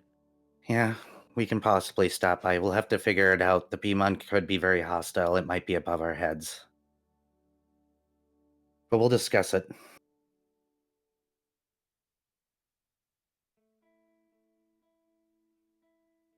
Yeah, Kotora is going to beckon to the Palmon and Woodman. Would it be possible for you guys to move even further away from the forest now? Even further away from the forest, like leave this location in the spring for a few days, because Okay. you guys can. I don't think you guys can stay here and be safe. Okay, look. It's okay. Look, so yes, Wes. With it, yes, we can't stay here. The Beamon are very aware of where we are, and they kind of look. We'd like to try to. These few of them talking about the spring. We'd like to try to get the spring back. We could follow the water where the water leads. We could Kotora maybe shakes find a way to get our spring back. Kotora shakes his head. No, you guys just recovered from being drained for who knows how long. You guys are in no position to do such a thing. If you guys even attempt it, you guys are just going to become captives once again. Kind of look. We will have to find our way through the forest. We can find a settlement just, and they'll look. There is a few other areas of the forest, most that hopefully should be untouched by all the roots and the like, though I'm not sure how far out it goes. We can find our way to somewhere within the forest, at least those that won't be able to find. We are plants after all. I'm sure we can find our way through a forest, but yes, we'll have to do that. But one day, hopefully, whenever the forest returns to normal, we will have to go and search for that water once again. It is our Well- job to be the caretakers of it. Yeah, we're not saying that you can't go and look for it at all, just that You know, maybe not right now when the forest is trying to get you. What we can't promise that we can't promise that we'll fix this issue. We can certainly try and look into it. Maybe when it rains again, we can come to this area and follow the water and see where it leads, but we'll make sure to do it safely and not to attract any attention from any of the wild or Digimon here. Just make sure you do it once you guys have recovered. Yes, there's a few caves in the forest that go deep into the woods. Places where old trees have fallen over and the like. The caves and the rocks should have no roots in it. Though we will have to come out for sunlight and water ourselves, we can hopefully hide in some of the caves there for a while. Kotora nods. That sounds like a good idea. If you guys can find a safe one. I wish we could help you guys further, but we do have a job to take care of ourselves. Yes, you've done so much for us already. Trust me, we will remember all of you to make sure that you remembered in all stories and any sort of and kind of look around. Yes, any stories that we will have, we will make sure to write of you, all of you. We will tell stories around all circles. Kotora's gonna rub the back of his head. Yeah, that's not something you gotta do. It's not like we're heroes or anything. You've not only saved our small tribe here, but also you assured that you're going to be helping the forest. We love it very dearly, and the border has made it so difficult to, well, it's been so dead past the border that we once took care of. As far as we're concerned, it's heroes of where we are. It may not be heroes of the world, but it's heroes of us 22 people here, 22 Digimon here. Kotora is going to blush slightly. Oh, go ahead. If I may, when did these? He's gonna point at like one of the dead-looking trees. These start appearing. Kind of look. You kind of look a little bit sad. It's been a few, well, very while actually. Maybe a month or two since the trees started expanding. It was mostly just one or two at a time, but it seemed to be getting worse by the day. We've been trying to take care of the borders, but I don't really know where to go from there. We don't really know what to do to take care of something that kept expanding. It seemed to all be so dead. And they kind of look, at least around this forest and around this spring, and the spring itself always had so much life around it. I'm sure that's one of the reasons why the trees are so dead beyond the border. The kind of motion to the crater. This was providing life to so much of the forest, the nutrients in the water, and was providing so much around it. I feel like it's going to be vital to help the forest heal to return the water. And the so-called guardian here did nothing? The Guardian hasn't stopped by since all of this happened. We haven't even seen them since. The Beamon say they speak for the Guardian, so that's the closest we've gone. So you're saying that you're saying the guardian is directly instigating this atrocity. I'm not even surprised from what I've heard of him. They kind of look. The Beamon said that the Guardian actually is trying to protect the forest, and they kind of look around. They say that everyone in the forest has to do their part because, well, the whole forest is trying to engulf. The Beamon says that it's part of the Guardian's plan to help everyone, but we're not really too sure what's bluster and what's not. It doesn't make any sense.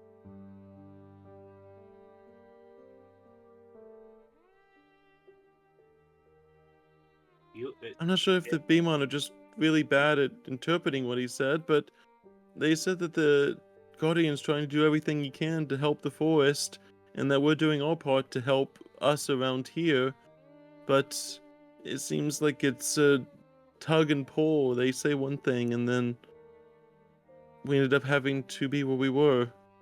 I'd be I don't careful think of the trusting anything the Guardian says. He's manipulative. I don't think he has as much control over the forest as he says he does.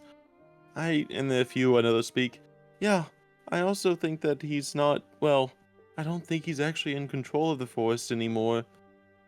I don't think this is just one person's doing. I think it's more of a failure of his part to protect the forest, really. So either Well, what? if you think that it's someone else, who do you think it is? Or group or anything? See, we haven't seen anyone come into the forest, so we haven't heard of any news of new, well, a few of the like, but no more than very scant visitors. Ever since the trees started growing and dying around us, that's when it's got more hostile to outsiders. If it wasn't for us being in the predicament we are, we weren't even really going to, well, be comfortable with anyone. But it looks like the outsiders aren't as much of a problem. Well, at least you six aren't. See. Hmm.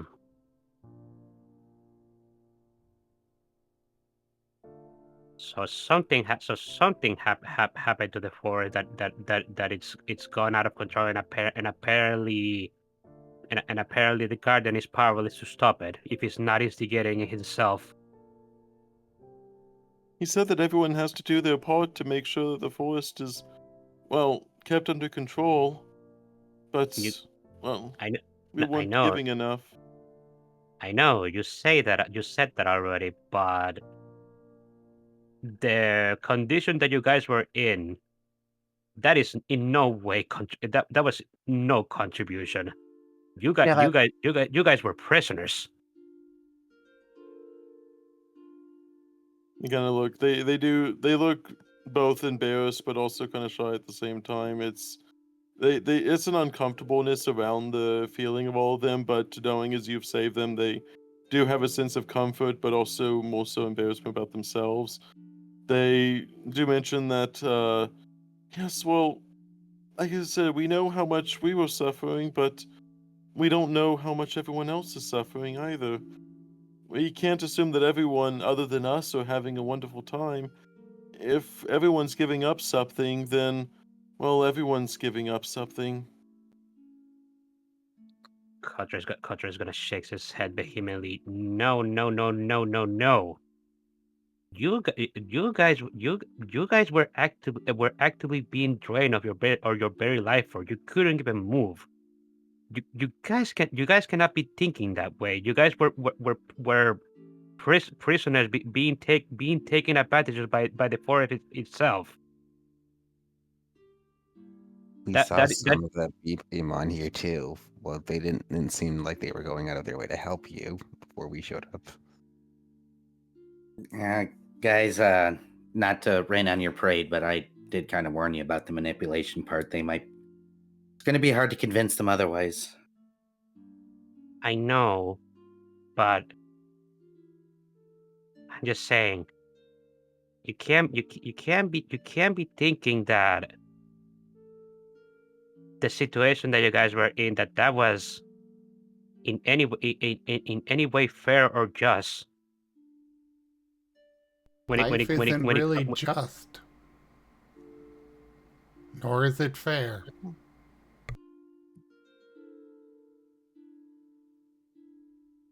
You kind of see him look over to you a little bit and kind of with a soft expression. If it wasn't for what we went through, I'll admit we would be arguing, well, root and everything against it, but it wasn't until, well, I kind of see a few of them. They seem to be at a general consensus, but a few of them seem to be nodding their heads in one way, and others seem to be nodding their head in the other. As the few of them seem to be disagreeing and both agreeing, but they say, if it wasn't for the predicament we landed ourselves in, we would have never even thought about anything other than everyone giving up their fair share to the forest.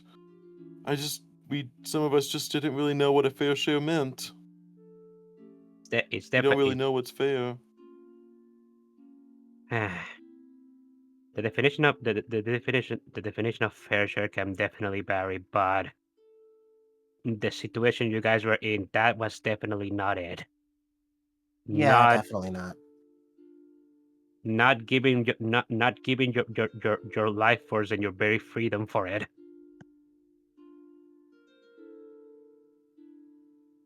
You've given us a chance to, well, have a different new life. Well, one that maybe isn't tied. We'd still like to try to help the forest, but until the forest can fully be repairable, I'm not really too sure much that we can do. Maybe we can wait until the springtime comes around and see if we can't plant the seeds of new hope in the forest, new life and the like. If you're able to figure out what's going on in the forest and stop it, then we would be able to do our part to make sure the forest is rebuilt. Hopefully the thing we're going to be investigating is related to this. I'd be surprised if it isn't in some form or another. Yeah, have actually I did a little bit of research on some legends from the area. Would any of you know of any folklore or legends or stories about a particularly large tree and then he'll give like the general area that they think it's in. A few of them, the Palmon don't seem to be as reactive, but the Woodmon seem much, much more reactive to that, as you mentioned that. As the Woodmon in the almost kind of, almost in a both thinking but also astonished state. Yes, yes, you must be talking about the big one.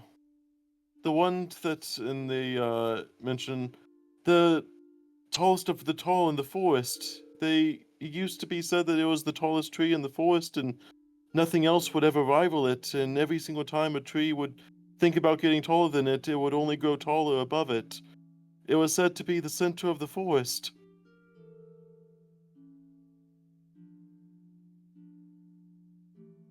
Okay, because there was someone that, well, we don't know them directly, but they're more of a friend through a friend who was looking into the area, and there was a tree kind of matching that description a good bit that was producing glitch data like a toxin at this point.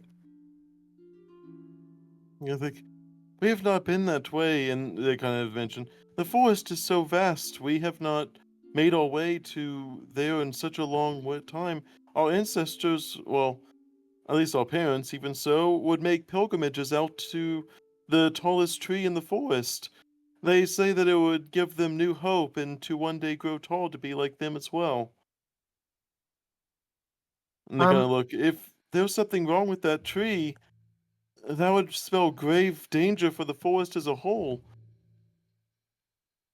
we don't know for sure if it's that tree because we just got here and we were starting to investigate. Have you seen any other non-native Digimon around? From the border where we're from, we've only had just a few scant visitors. I think there was a Camamon at one point that came by, as well as one with, we don't really know what they were, but they seem to have a mishmash of various scaled parts of them. Some red and long scaled, some multicolored, some icy blue. It looked weird in the sense that it didn't look natural. The body of the scaled creature was so mismatched of various armors, we weren't even really sure what it was. I see blue. Yes, and icy blue scales. It looked like it had its own aura. Well, on the opposite side of the arm, there was looked to be a fiery red scale as well.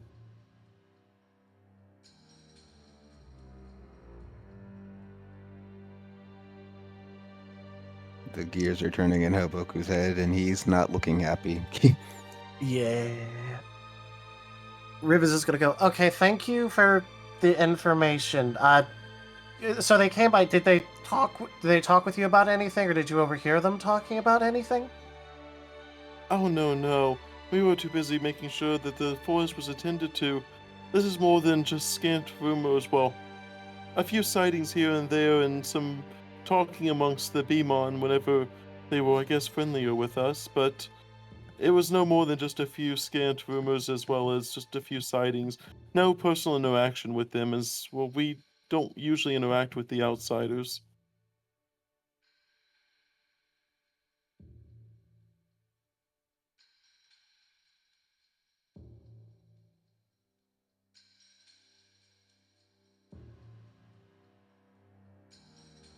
But like I said, if any of us, well, we may just have some scant memories that have been traced, but if we remember anything else, like I said, we would be happy to tell you, but like I said, we just didn't interact with many.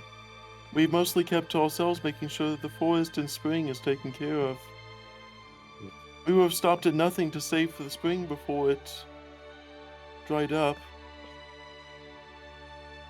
Zerda, important out-of-game question. Yeah. From what direction, like, northeast, southwest, did we enter the forest from? You entered directly from the southwest entrance. You guys been Southwest. traveling north this entire time, basically.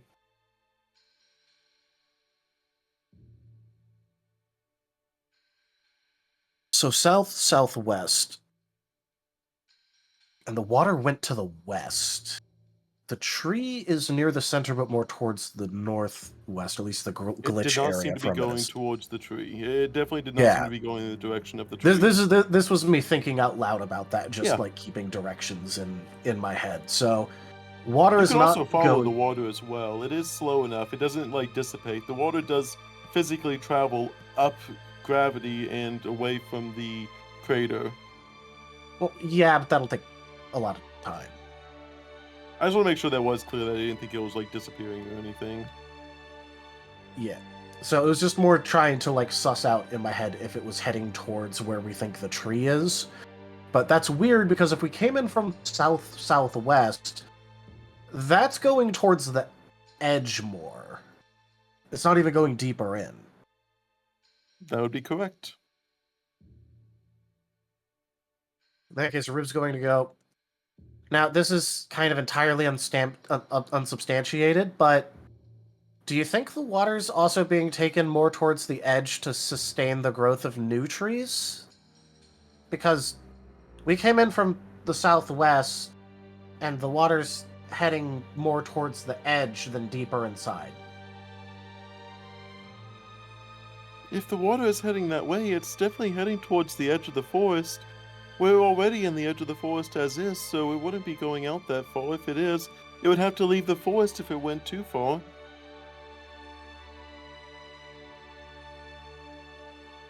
Maybe that's partly how the trees are multiplying like crazy.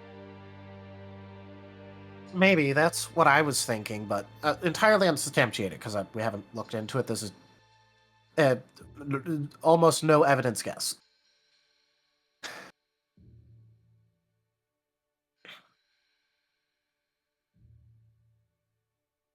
I'm not seeing it in my notes. I know that we got the location of where Naoki was last at with his bunker and all that. It's about 2 days north of where you guys are. Yeah, so it's also in the northwest area. Got it. Yeah. Yeah, I just didn't know if it was specifically in but- the northwest area, or if it was just nearby. So, and let me kind of paint a Bindle map for you guys. So, you guys are about a day's north. You're about a day travel from the Beemon where you are right now. The Beemon are northeast of you guys. I think I might have said they're northeast of you guys. The actual where you guys are going is about 2 days north, but all of that is only on the border. There was a second ring of the forest on the inside where it is very much glitched, very much having problems, and you guys would have also known this a little bit, but they're doing research. So Naoki would have mentioned that they were doing research on the glitch that's coming out of it. Imagine kind of like the rings of a tree, where the outer ring is fully dead. This inner ring is kind of that halfway middle point. You get closer to the center, and then there is a kind of a area where the glitch is more active, and the further you get into that kind of tainted land, it gets worse and worse. So people have not traveled into the center or near where the center or how deep that goes into that ring where that gets worse and worse, just because of the unstable nature of it. So that's even further north or northeast than where Naoki is. And that's why they were on the border studying the glitch of the forest. Yeah, makes sense. I was just trying to see because, like, obviously, if the guys... water was going in like certain directions, that tells us certain like things. And hopefully, I haven't really given you guys a good mental image of like what is going on, but that's kind of the best mental image to kind of think about. That is the rings of a tree, and it's just getting worse and worse as you go towards the center. Okay, in that case, Rhiv will ask them. So you haven't really gone in that direction in a good while, if at all. But do you know of any good ways to go get into more the northwest area of the forest? Pretty much right north from here. I don't know if there's any old pathways that you might know about that would make things easier. You kind of look. Well, you see some of the woodmen speak up. Well, there's always some caves that connect underground.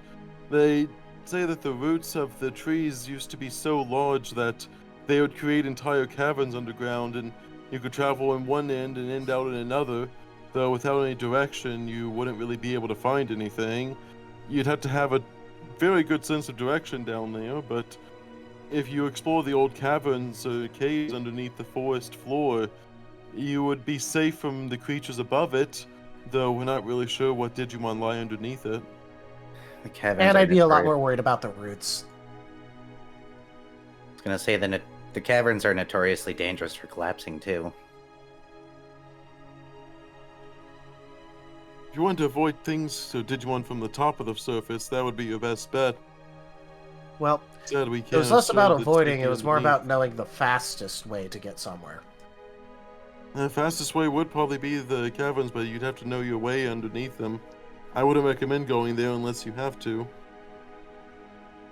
Okay, so You no could technically, the kind of thing. I mean, if you were able to fly above the trees, you could be able to make easy time, but you'd have to find a way to be above the trees for that, and know where you're landing once you get underneath them. A few of the different forest areas have little patches where some people are able to have full sunlight, that they've meticulously made sure that nothing grows above it, but you'd have to be going off those patches of, well, grassland. Okay, very interesting, but again, I was just trying to make sure that you didn't know of any sort of, like, paths that we could take, so we weren't just walking through, like, you know, tree-covered forest floor. You gotta think. Unfortunately, ever since the forest has been acting up, any sort of pathway that we would have had has already been covered over in roots and vines and dirts of the like. Yeah, you could probably try and find an old path, but there's a very faint path from one clearing to the next, but it's been grown over ever since all of this, well, kind of points around all of this growth started.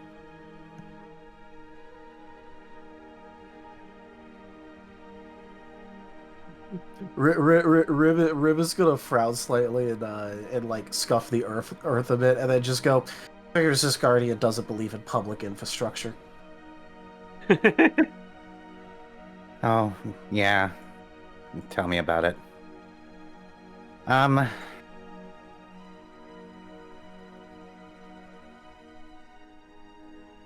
have nothing to add here. Well, I guess the only real options are we continue overland or we try and go through the caverns, but unless you particularly know the way through, I don't think we should go near the caverns.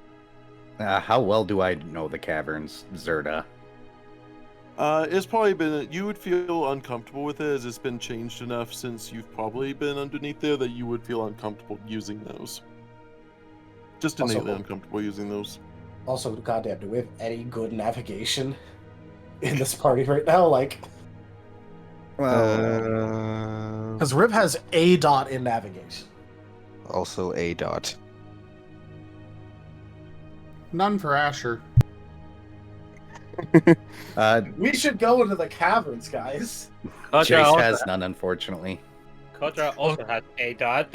Let's go to the You guys are caverns, basically- boys. You guys are basically purely relying on Jace's old memory.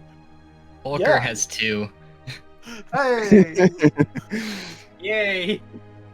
Fulgur, I think, doesn't Fulgur and Arcus both have, like, I mean, technically, if you count the caves as ruins, you know, I would give you a little bit of a bonus, since navigating ruins would be similar to navigating the caves. I would give you that small bonus on that, on top of that, Fulgur. oh, I don't think The you want to. I don't think you want to equate those caverns to ruins because Rhiv is here. And Olger. Well, yeah, but Fulgur will probably be better at staying alive than Rhiv would be in ruins. Yeah. So yeah, we're avoiding the runes. Got it. We're avoiding the caverns. Overland it is. I figured I figured I would at least have Rhiv check to see if there were, like, you know, any old timey paths that they might know of.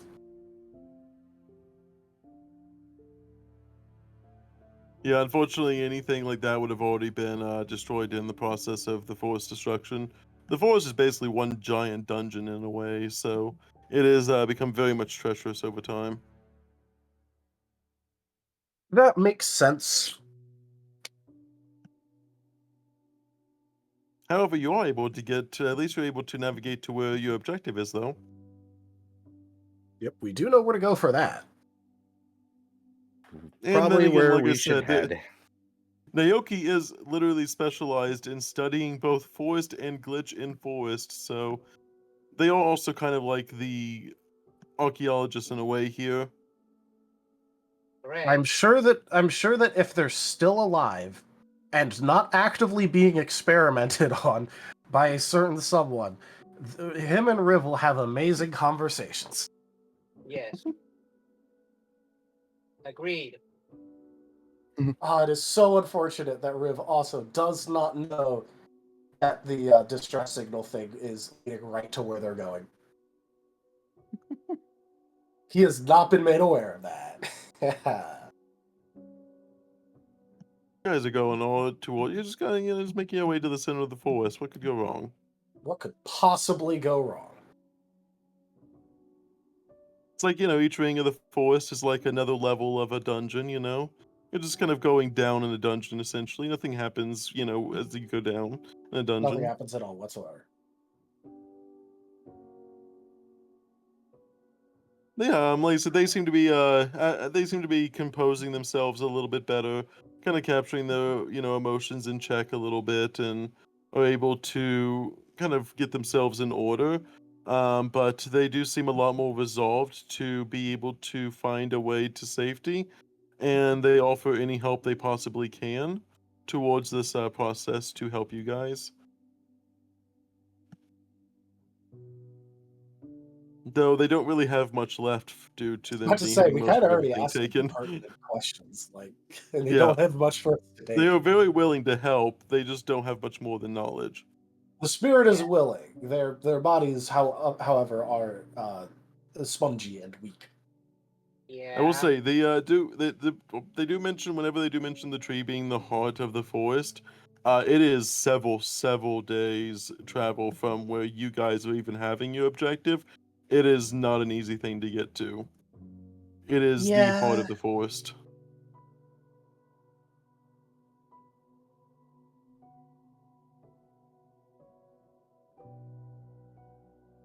We kind of figured that it'd be very hard to get there, but thankfully, right now, all we have to do is go and check out this other. And if we're lucky, we won't actually have to go to the middle. You know, if we're lucky.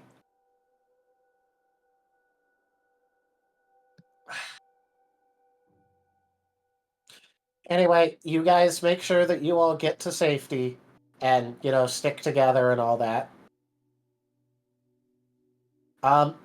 Don't go towards the border town. That would be a bad idea if you happen to know where that is, because there were people causing trouble there, saying that it belonged to the forest now too.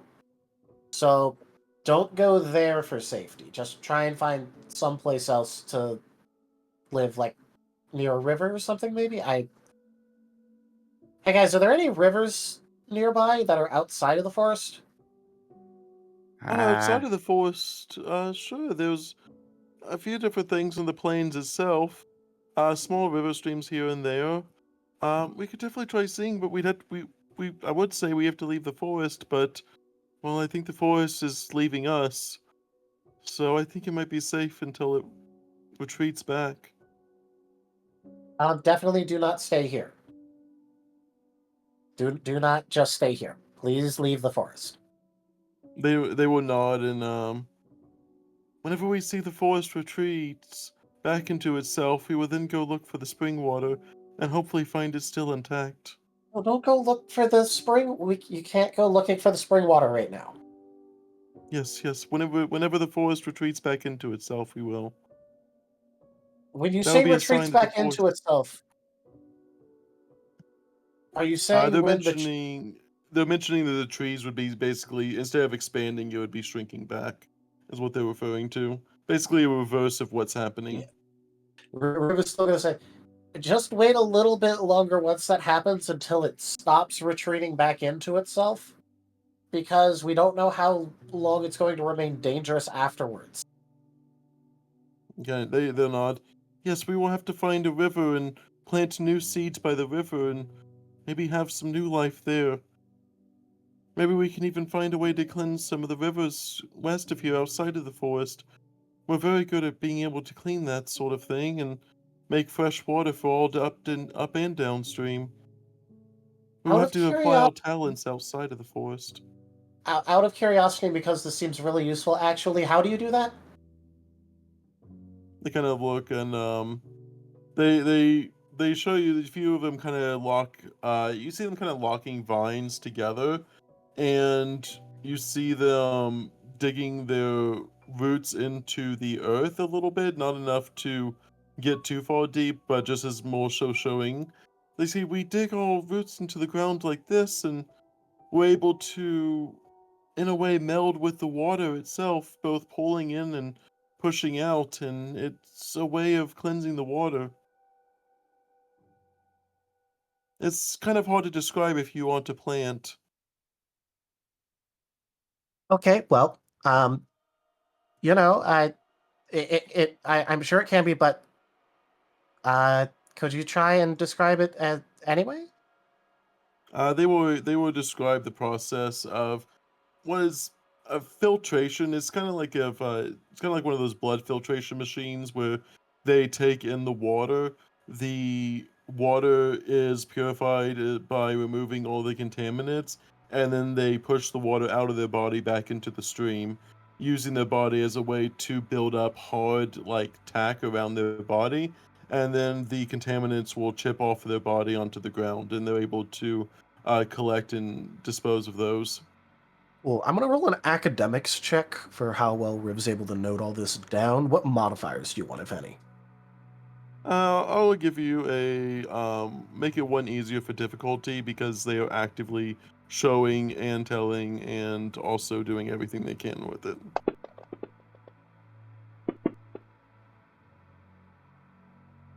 Very good. Riv do a learn.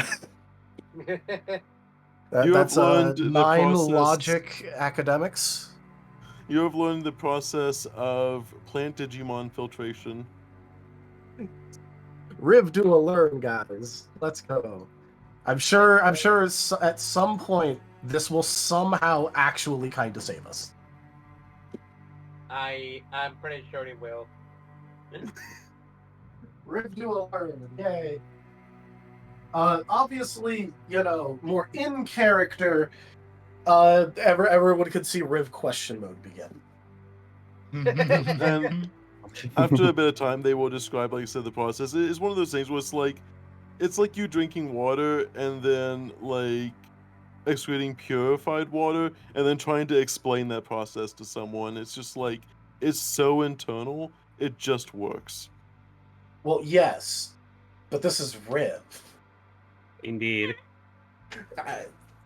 They are going to try to explain. I'm not doing it. I'm not doing it just for everyone's sanity. But imagine Rhiv babbling questions about this process, constantly just trying to dig deeper for more different information. They're going to be bombarded with Rhiv mode. Yeah, after that, after the extensive discussion of water filtration by plant Digimon, they will begin to make their way to the border of where they are, and then they will start making their way outside of the forest, keeping all of the knowledge that they have gained close in hand.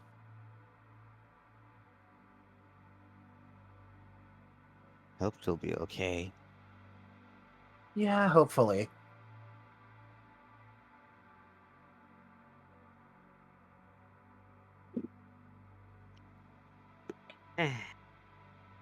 Well, I'm glad we were able to help them this much. It is up to them now, and now we should probably concentrate on what we are supposed to do. Finally. Yeah, but first, Asher, don't do something like that again. They needed our help. Don't go putting people in danger.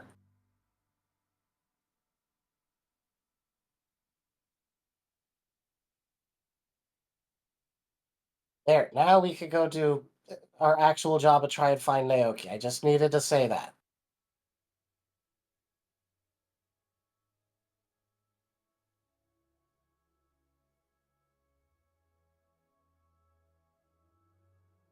Asher's going to start heading in the direction, setting a very quick Also, you pace. can, with everything in tow and the Palmon and Woodmon going off in direction, you guys make your way north. Everyone else can begin to hear. You guys, Jace and Asher especially, would make their way a little bit of a more berth around the opening, but you guys would hear the small singing of Sunflowermon over in the opening just to the east of you guys. Yeah, we're just gonna go around those guys. I don't know what the heck they're doing. Yeah, Kotora is not interested. Kotora is not interested in some firemen that look kind of cultish. And Folker is avoiding them because people. Rhiv looks curious, but like he's not willing to break off from the group just to try and figure out what they're doing. Someone make an attempt to hear what they're saying, but he'll be listening from a distance and split with the group. Should I roll for that? You can just give me a flat, just for the sake of it. Just give me a flat D100, just for the sake of it. There's a Okay. lot of things though. There's a lot of factors at play. Of course. The hood is covering up your ears in an unfortunate listening way. Unfortunately. I was gonna say the mud Ed still hasn't been taken care of, so he's distracted. You are correct. You have not had any sort of large water source to be able to bathe in yet. So Folger is quickly becoming crusted over in mud, and so is your paws. Do you guys want help with that?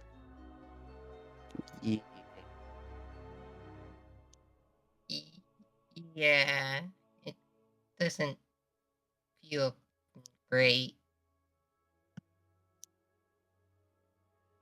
I'm sorry, I zoned out. Help with what now? They're kind of like covered in mud, and we're not finding any place to like help them clean off, so it's starting to like dry on them.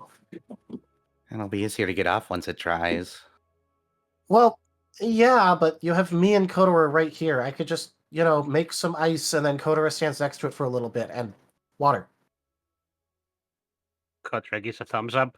Like, not drinking water, but you're not drinking in it, so. Would you like to try that? I imagine Fulgur is for it until he hears stand next to Kotora for a minute. Dude, Rhiv You've now isn't saying that they created- have to be next to Kotora. He's saying that he'll make some ice and stick it next to Kotora for a bit until it melts. Yeah. Oh, okay.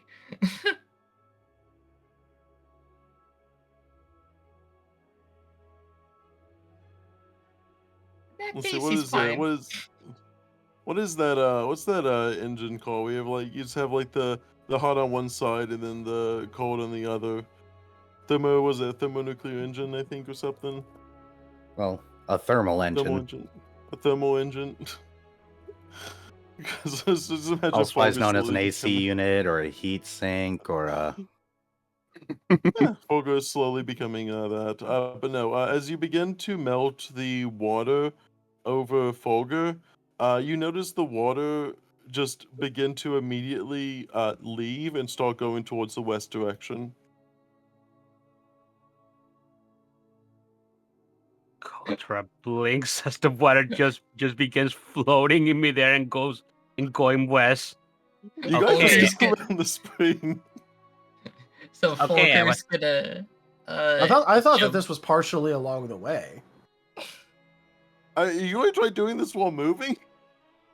Yeah, we can. Rhiv can create ice while moving, and Kotora can also melt ice while moving. Yeah, I will say they just kind of naturally do their auras, and then woo. I will say the water does seem to be going slower the further you travel out, but the water does still seem to be going to the west, as it does literally float in the midair as it kind of goes down to the ground and then just starts following along the forest floor. So Fulgur's probably gonna try and basically jump himself into the water. Into the floating water. Yeah. So Fulgur, we're That's just all gonna right. keep making water. You don't. Okay, you're ready to do it. Okay, you're already doing it. Oh,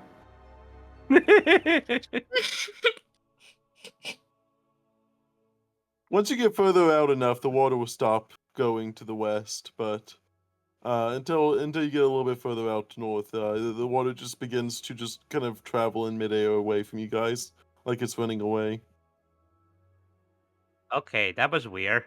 So it's not just the water from the spring; it's all water it is all water in a general area that's being sucked towards there.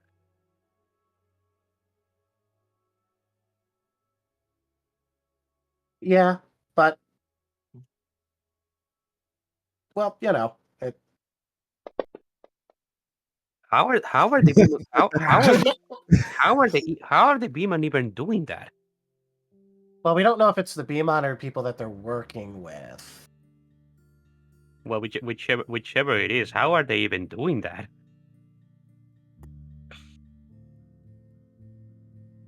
I don't know. 93, 92. What Yeah, are but those? trying to What are those for? That was another attempt to listen into the Emerald.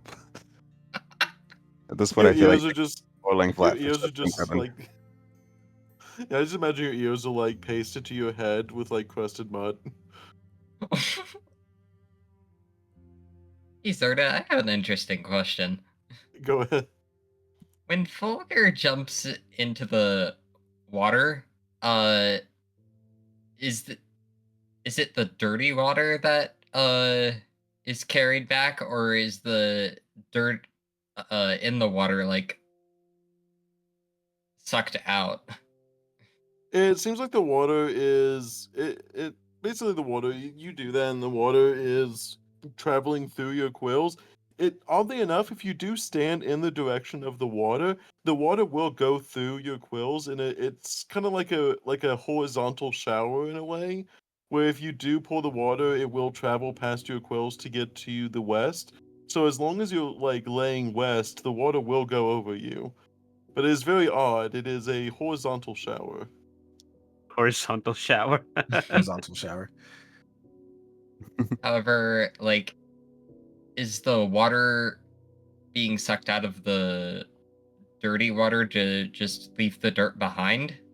Oh yeah, it is very dry. The whole ground you're walking on is extremely Well, he's asking, dry. as he gets cleaned off by the water, is the dirt staying in the water as it moves, or if it, like, just moves past him and then drops to the ground? It goes for a little bit, but as the water travels over the ground, it seems to be leaving behind the dirt. Okay. So it goes for a bit and then just gets left behind. Yeah. Cool. That's some very efficient filtration. I'm gonna give them that. Can I get some of that water, please? Yeah.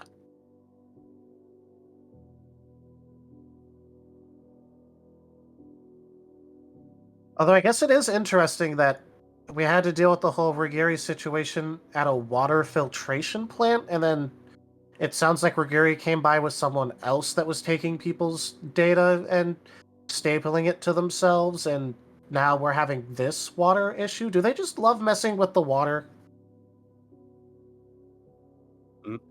Maybe. After all, part of the problem with Shashem was that they were basically having acid glitched out showers from the clouds. Yeah.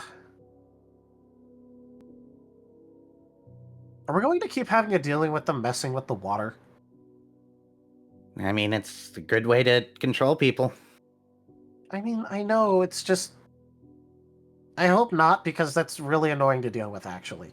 Well, now I know a bunch of water filtration stuff. I don't know how well it'll stand up to glitch stuff, but I can try and make it stand up to glitch things. Actually, no, I now have ideas about how to make it work against glitched water.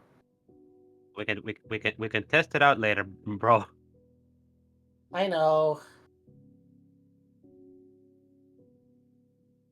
I'll say you're able to make it towards you're able to make it to the full day's travel to the north. It is getting towards that nighttime. Like I said, that it is really hard to distinguish between night and just canopy dark night. But you are able to make your way to a reasonably distance into the forest, where you're about a day's travel from where the signal that you guys are going towards are.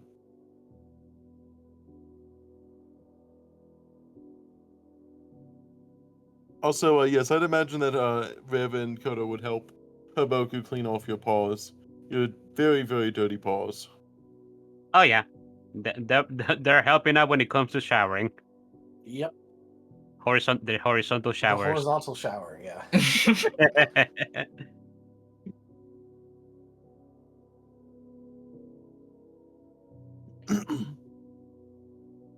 Someone give me a D10.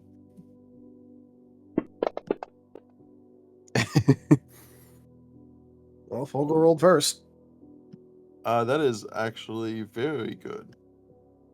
Ah, I didn't say if it's good for him or us. true.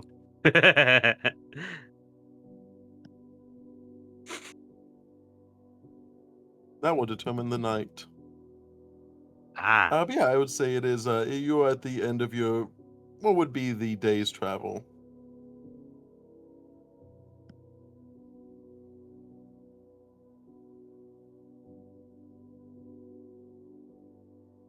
You can obviously set up camp, do things like that. You can try pushing through the night, but it is going to be very much, like I said, it is that nighttime variable there. How are we going to deal with nighttime, actually? Did we create a platform like last time so Forest doesn't eat our food? That'll be helpful. You Actually, are thinking about it, either Fulgur, me, or Kotora should probably be on each of the watches, because trying to cool it down to keep the forest roots away, and then Kotora could burn them a bit. Kotora nods. I mean, the other attacks work too. It's just that we might just be able to stop it from being a problem instead of dealing with the problem.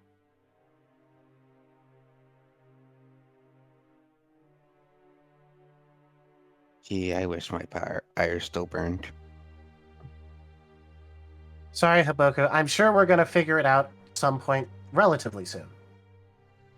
You know, when we have a bit to focus on that instead of just, you know, this. And he's just gonna motion towards the forest.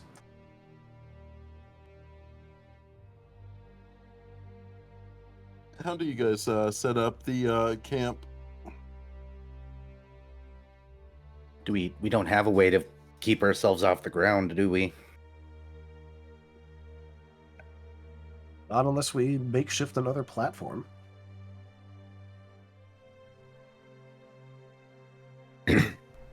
Fine. Asher's going to do the same thing he did before to make a platform. Take some data from one place, put it into a platform. You are able to build a platform. I would say it will take you a little bit of time and effort and energy, but you guys are able to build a platform of similar night. You are in a forest. You are in a forest. Making a wooden platform in a forest isn't exactly the hardest thing in the world.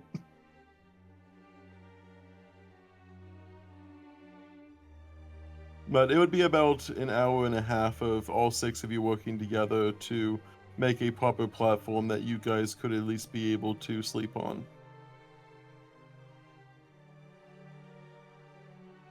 I guess I'll just gather firewood or something. Kind of feel useless now. I would say it would take everyone, like, you know, it would take all of you guys together for an hour and a half to collect everything needed for that. Ah. Probably Some worth people, it. yeah, some people are a little bit better at it than others, but you are able to make that with enough effort. Like, it's kind of Digimon logic, where, you know, Digimon can kind of like chop trees a lot faster than what probably should be able to, and a lot of it's dead wood as well. Actually, the dead wood is getting less and less as you guys are getting more towards the center of the forest. The woods are becoming more varied in the types of logs that there are, as well as there was much, much less of the dead same tree that you saw cropping up so much. You're getting more of a diversifying of arbory.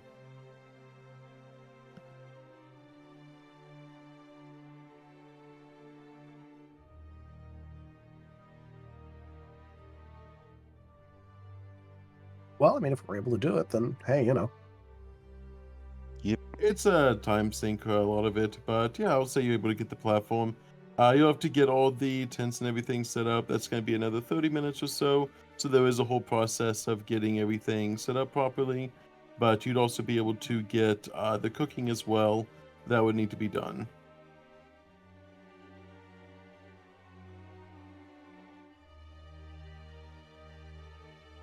If you'd like to, you can roll the cooking Kotora. Yeah. And if anyone wants to do anything else during this time as well, just be able to, just feel free to ask or speak up with that. Yep. Rhiv will help looks like- Fulgur to put a round of ice around the platform. Yeah. So as In people, the chat, he asked because you were talking about things. So yeah, no, Rhiv will help him with that. Okay. yeah. So as go ahead, Kotora. Who has rations that I can convert into good rations? I do. Okay. Let's go with yours. Let's go with Jason's first. Okay. let me Give me see, I that cooking have- roll. Yeah.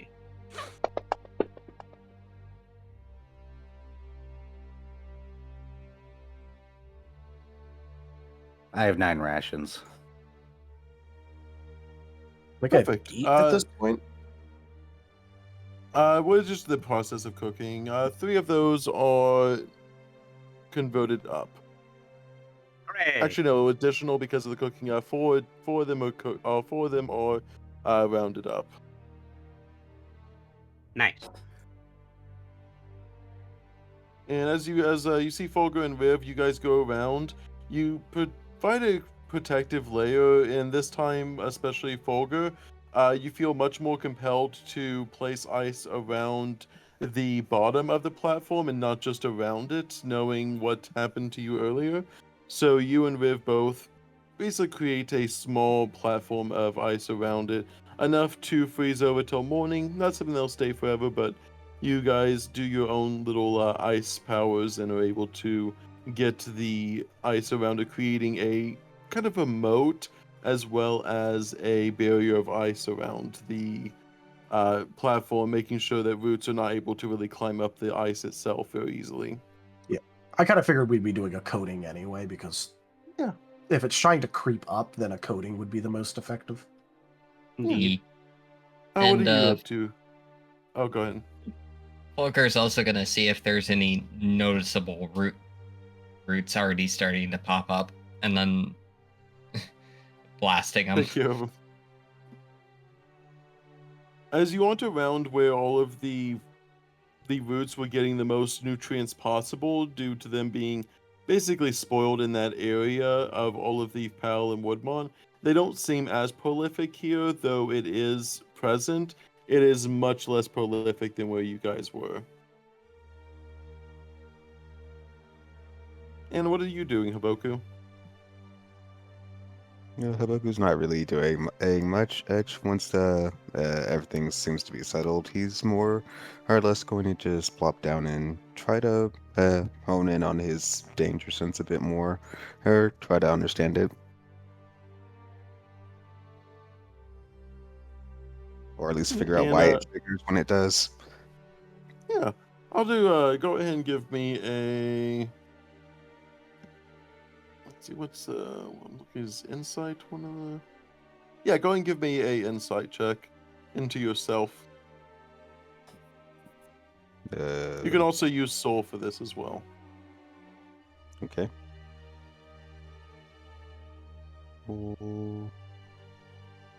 I'll go empathic.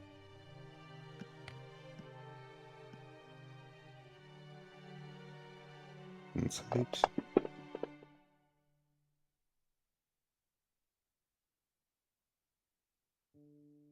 Oh, that was a 10. It didn't count. Jeez. Yeah. At least you got a success. 1, 2, 3, 4, 5, 6.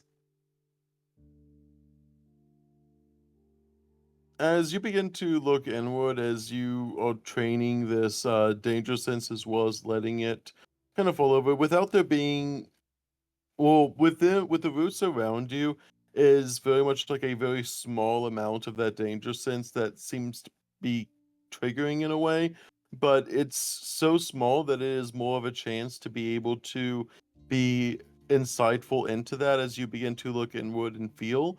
It feels like the danger sense, it isn't just like, oh, your sense of smell, your sense of sight, or anything like that. It feels like it's deeper than that. It's like a vibration, almost like a hum that happens inside, very much deep inside your chest. You know there's no core there. You know that there is missing the core of that, but it's almost like the absence of it. There is a small vibration of what should be there, and it radiates from inside of you all the way through your bones or your data, that makes you almost have that shiver of just that danger sense. It's like a prickling of the fur. It's like a sensation, warming or cold, depending on the situation. It is taboo in the sense that you weren't really expecting it as much, but at the same time, there is a familiarity about it that says that it is natural and that it is okay and that it is welcome to you, as it's something that has kept you safe, even if you don't remember when you first really had it happen.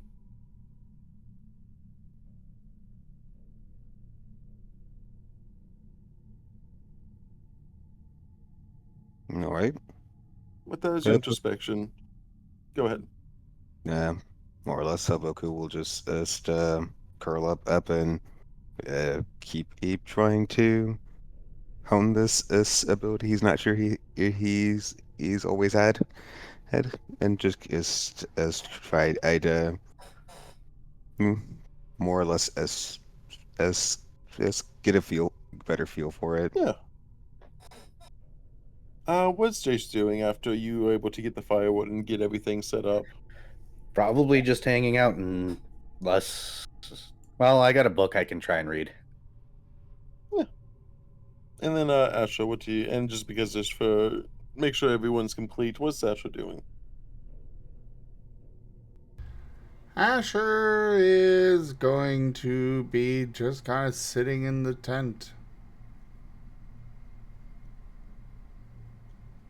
How's Asha? How's Asha? You're only one day from your objective of where you were told to meet up. How's Asha feeling at the moment? Annoyed? Okay. What kind of thoughts? Is it just the anticipation, or just more so the annoyed?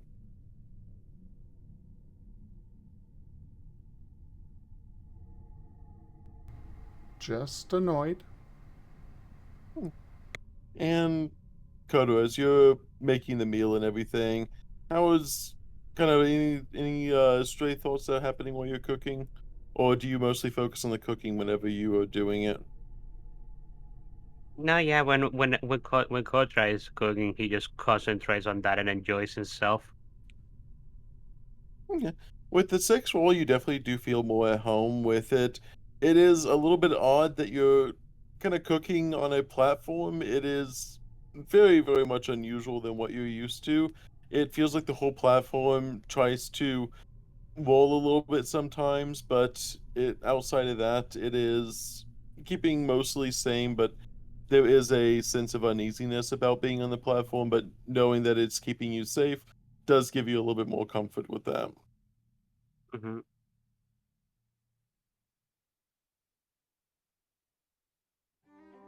Let's see. I think that basically sums up everyone.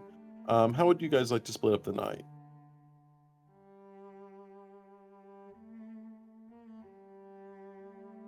In terms of like watching and stuff. I mean, Rib's fine taking being on first. Yeah, as much as Kotra would like to take his the ship with Rhiv, we did agree that he should be on a different shift so that he can be on the lookout for the vines. He is more effective against them. Those temperatures. Yeah. Okay, where does that fall everyone else in? You can type 1, 2, or 3 in chat as well if you want to coordinate that. Asher, I'm assuming you want to be with Haboku. Well, they kind of can't with our setup. Why? I thought you were just separating out you and Yeah, I was separating Folger, Kotora, and Rhiv. Solver Because also they has were. some temperature stuff.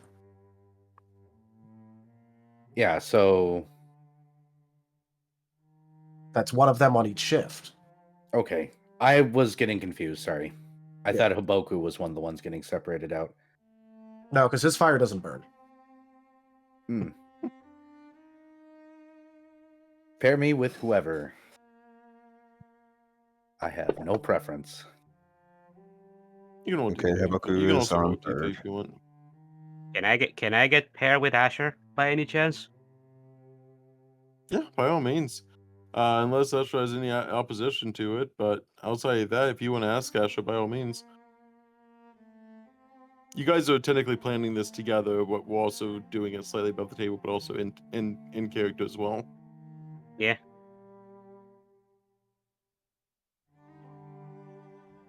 Well, I guess whoever's 3, Haboku's there. You can also approach the Asha Kotora.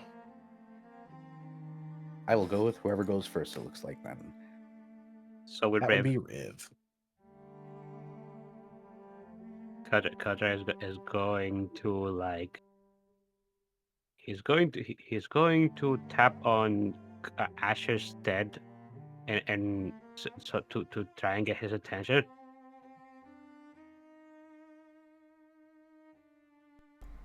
Yes.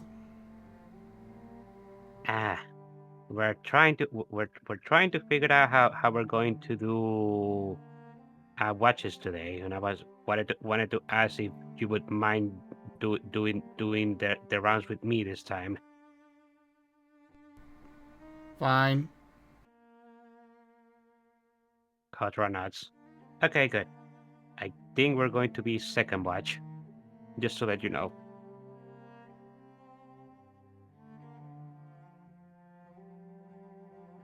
Asher's just gonna curl up and sleep in the meantime then.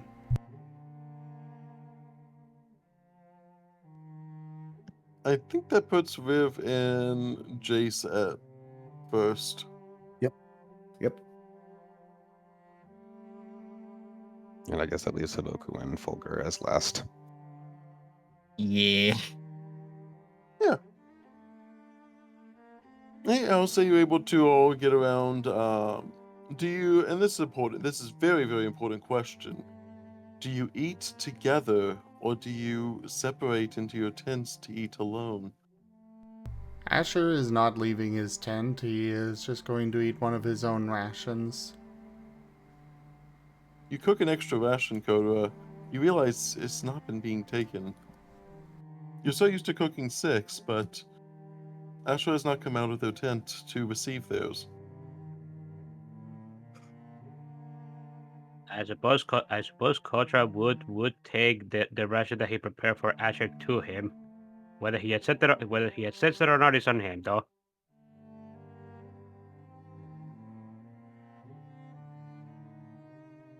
But Kotora would offer it.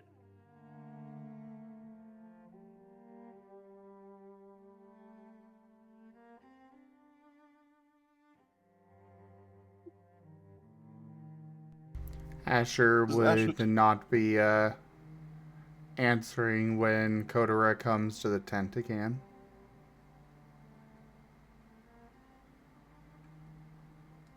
Kotora tries a few more times. If Asher doesn't answer, he's just going to sigh and just go back.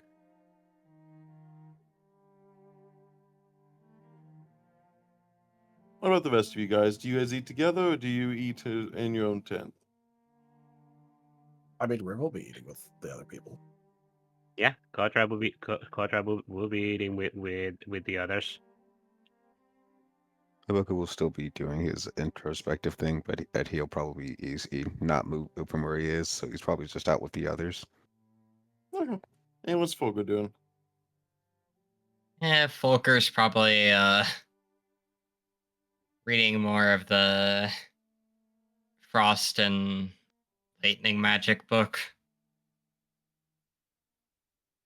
No one has came to join you for eating except Rhiv and maybe Jace. Unless, Jace, do you eat with Kotora and Rhiv? I'll hang out there. I have no reason to do anything else right now. I'm on first watch anyways.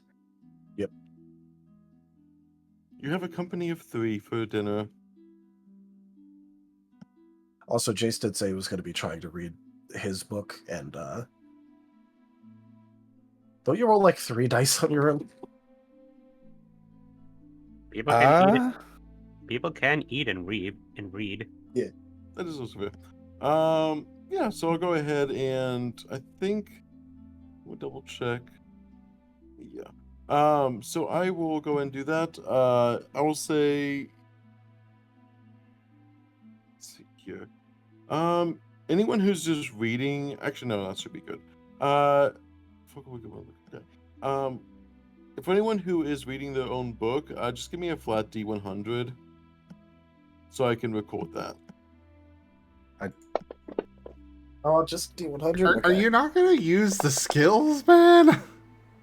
For academics, Because, like, I Rhiv mean, is right here and rolls some people 13. don't have really high academics in That's why assist exists. That Rhiv will literally That is also go fair. and provide them 6 dice by himself.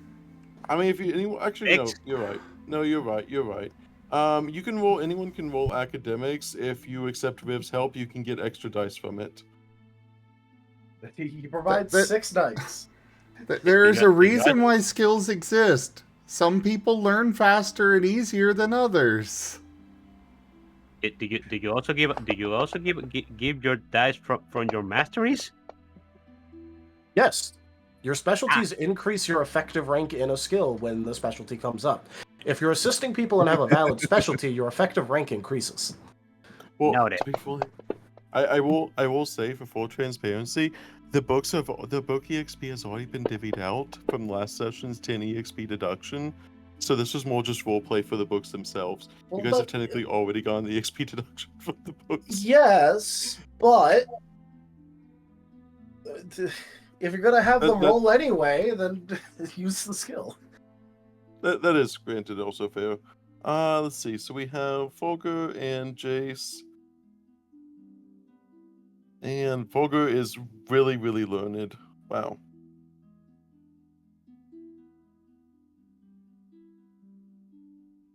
I will have to notate a secondary, I'll have to notate something secondary actually then.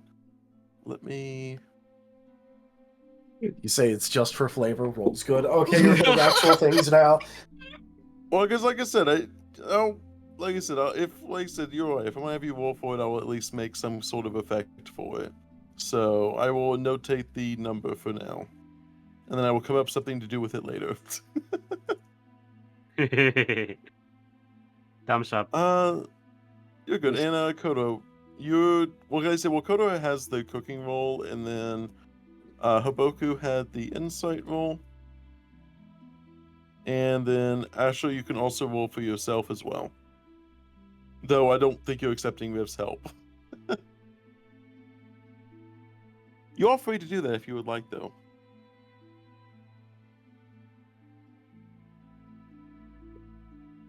Rib will absolutely help other people read their books instead of read his own.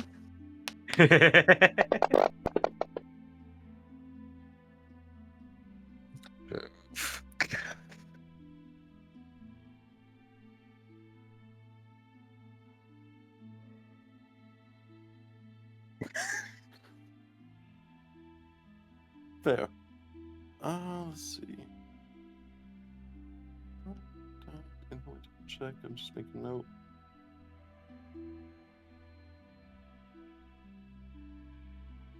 Okay. That is, and then Koto got the 6. Okay, perfect. I have all of those numbers. For Rhiv, give me one academics check as well. Actually, let me double check. One thing. I wasn't planning Yeah, for give me- Asher to be reading, and well, the dice also apparently decided he wasn't. The dice agreed with you. Dice agreed. The dice let's see. approved decision. Go ahead and give me a teamwork roll, Rhiv. Teamwork for which? It would be, you can either do mind or soul, empathic, what is it? Empathic and yeah. So you can use the What is the this mind for? soul. What is the skill? Teamwork. No, teamwork. The skill teamwork. Oh, sorry, that is dumb. I misread. I was like, what? I was getting more confused. What are you having him No, that was roll? my bet. No, it is going to be academics, but use teamwork. But why? That's what I was trying to do. Because you're helping other people read. That's not how with assist academics. works. Assist, I just give them raw dice. I just it's for your provide. own. Okay, if it's for. It's for your own, like, it's your own, like, it's not for you helping them, it's for you. Okay, so this is him learning from the stuff that he's reading. Yeah, with them. it's learning how to work with others, essentially. It's learning Okay. how to work with others. Yeah, that one makes sense. Yeah, that's what. Anyway, because we're near the end, I'm gonna go ahead and. Those ones. All right, that turns that into 9 teamwork. There you go. Okay. Yeah, no, this is for the. Yeah, this is for you learning how to work with others. Cool. There you go. Rib is very willing to help people anyway, so. Yeah, and it helps you with it helps you learn teamwork. Okay. And now we have. Yeah. You Okay, should now not be we giving have- discounts for expertises. At least you should be, yeah. Okay. Okay. But either way, you could give discount stuff on other stuff if you want, you know. Okay. Or you could give them like you could give a discount like a tutoring specialty. That also is a consideration.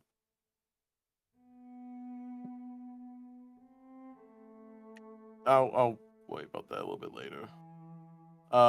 We'll look into that later. Okay, so we have Jace and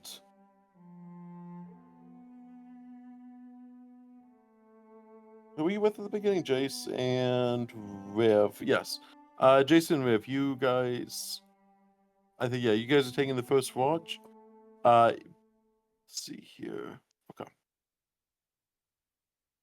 Each of you give me a D100 for the nighttime itself, and then also give me a perception check as well.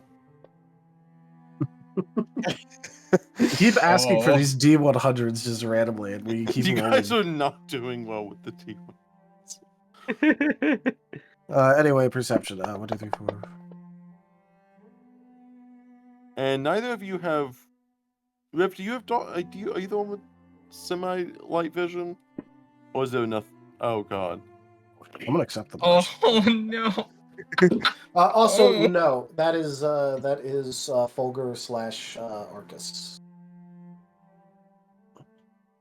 You guys feel that you are perfectly safe and that nothing possibly could get around your camp and that nothing is watching you.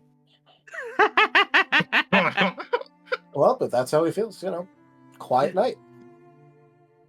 You feel like Weird. it is a perfectly quiet night. You look out into the forest. You feel like you've gone enough deeper into the forest that you've already passed it. You passed the Sunmon tribe. You passed, a few other things. There doesn't really seem to be anything out there that immediately is apparent. As you look out, you don't see any motion in the trees. You don't see any glowing eyes. It seems like it is a peaceful night. We are screwed.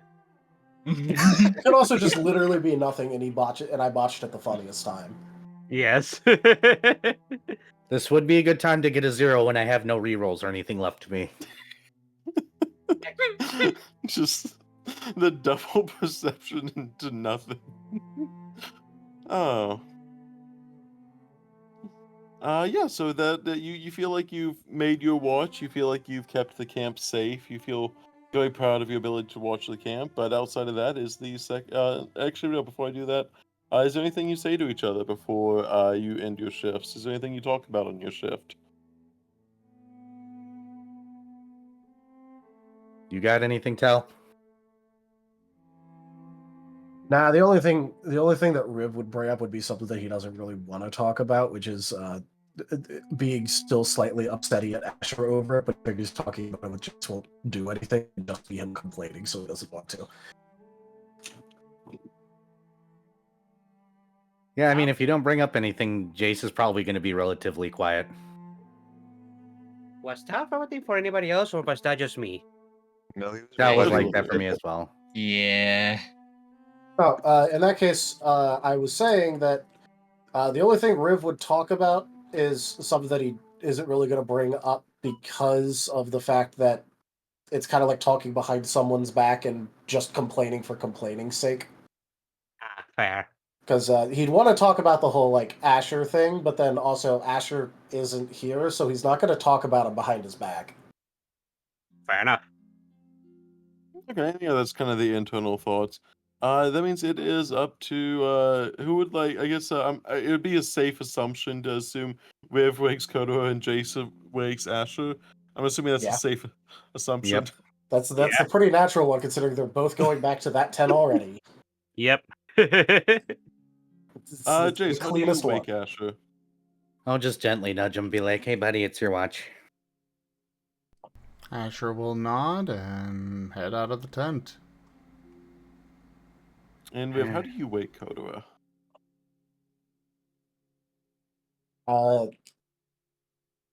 Usually he just does it by like, kind of like reaching up slightly and just like, nudging Kotora a couple of times.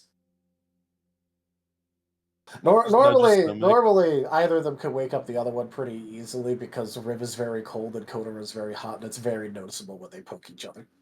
Indeed. Just like poke his foot and just like give him a cold spot on his foot and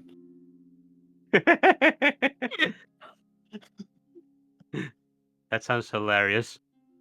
or worse, you poke his nose and make a cold spot on his nose. It's the forbidden boop. No, but yeah. He'd probably more like do it on the side, making sure to not just like poke the pelt. Yeah. Just Kotora poke Poking the pelt would be like the most useless thing.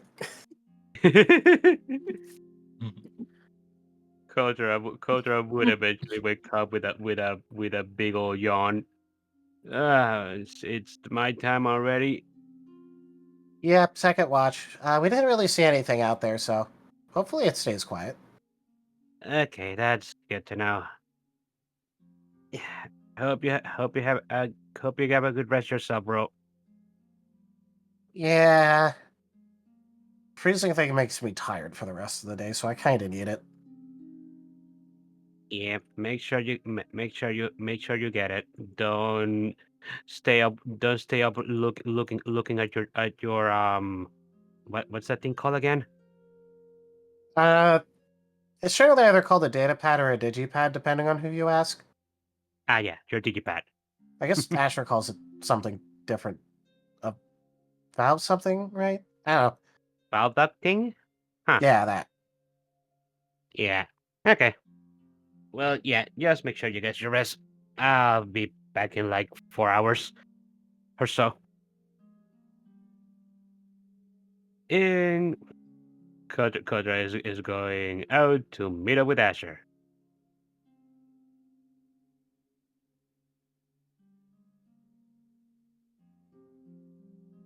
We'll start. Just give me a perception check from each one of you guys. Or investigation if you, I guess, actually. This is how intently. I'll say either. I'll go perception. Gonna go body instincts perception. Oh, sorry, body instincts perception. Perception. Yeah.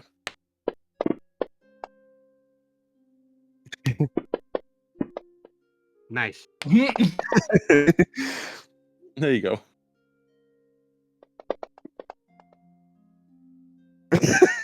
Oh no!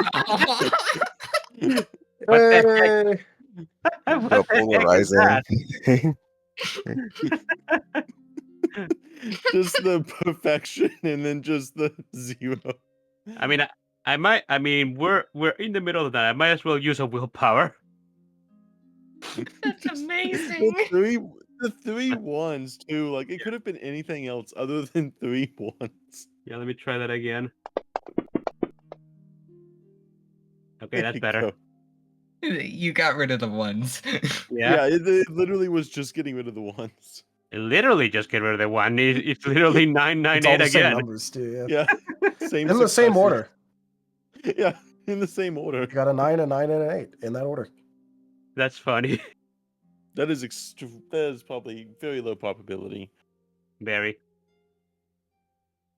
But we will get to those perceptions. I will let you guys talk first.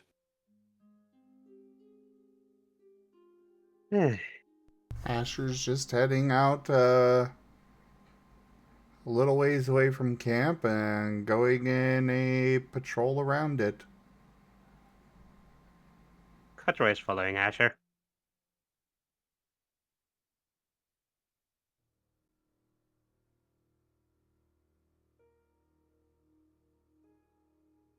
Hey, Asher. Asher's not. Go ahead. Yes? What's on your mind? We have a job to do.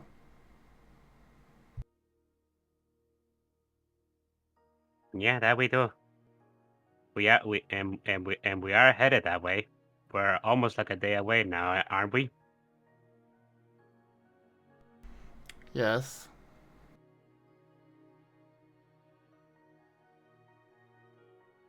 So what exactly is upsetting you?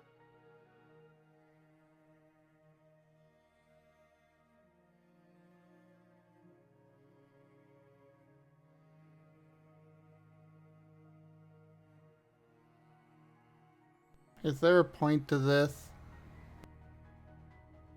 A point to what? Whatever you're trying to say. And I mean, I'm not trying to say anything right now. I'm just trying to see what is bothering you. We did say I did say that I was your friend before we left. What is the main town called again? Kenzo? Kenzo. Yeah, before we left Kenzo on this mission, didn't I?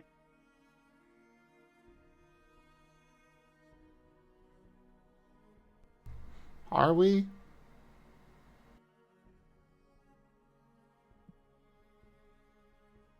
Hmm. I mean, I think so.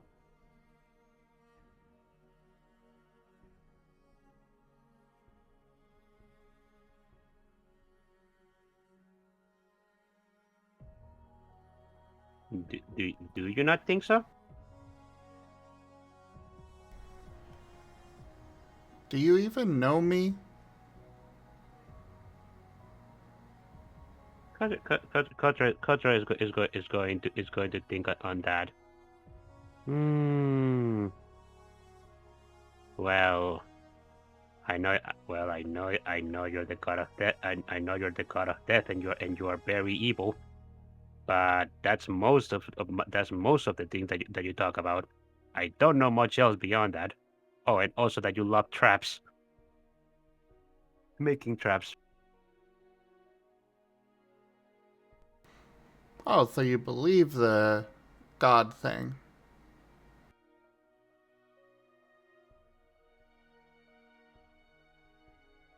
Hmm? Well, I'm not sure entirely if I believe it, but I mean, you seem to be really convinced. You seem to be really convinced of it. That's all, folks. Oh no.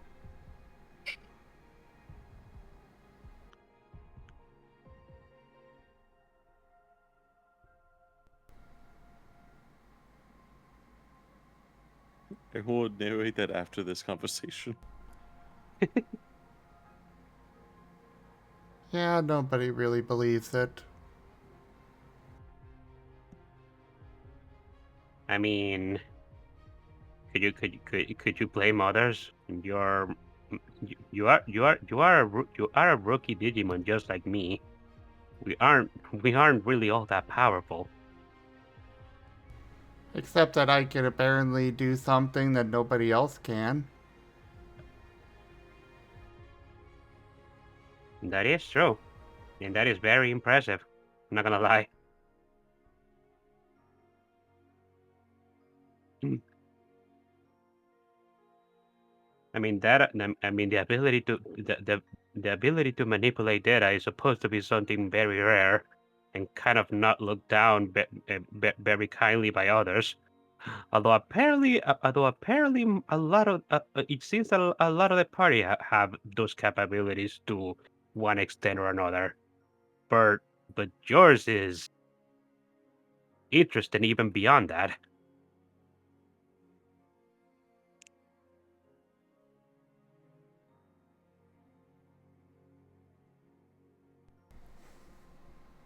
Was that something that you could always do? It's something I was born with. Ah, Or sort of born with.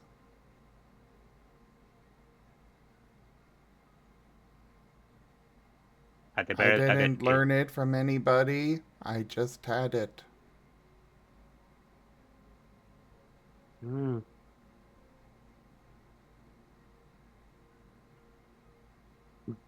Did you did you ever show signs of it when you were in your baby form? You probably have to ask Jace that.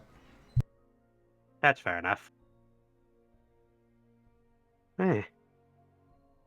Well, so as far as you can remember, you've always been able to do that. That's interesting. I know I was never taught how. And you can just instinctively do it. No issues whatsoever. I have a lot that is just stored here in this ring. Oh.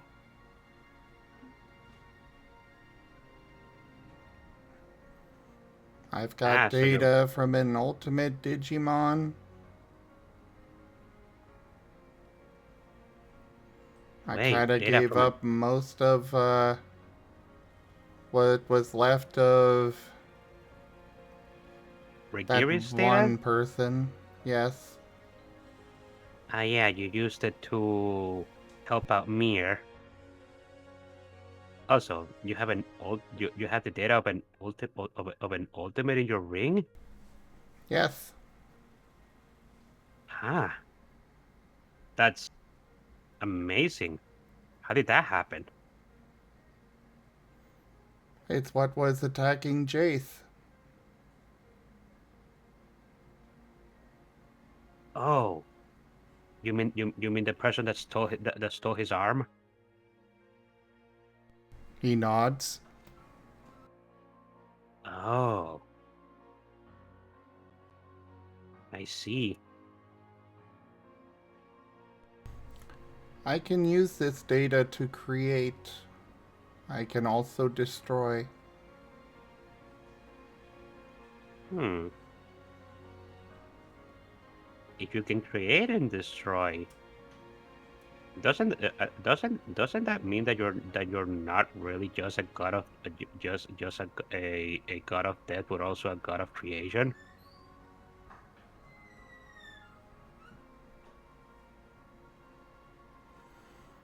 Well, for Digimon, death is just is just a step to a new form. That is true. Although those who get left behind are kind of left wanting.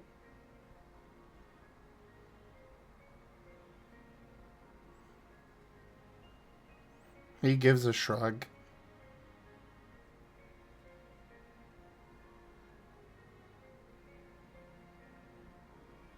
Kotora is going to nod.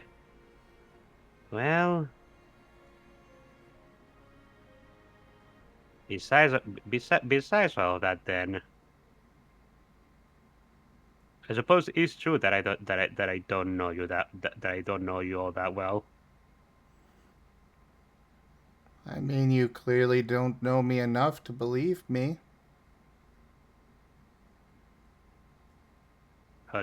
You don't consider me enough of a friend to believe me. So I ask again, are we friends? Kotora is going to put his hands on his below his muzzle as he's thinking. Hmm.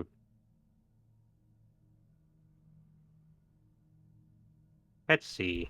I performed something that is nothing sort of a miracle right in front of you. And still you question.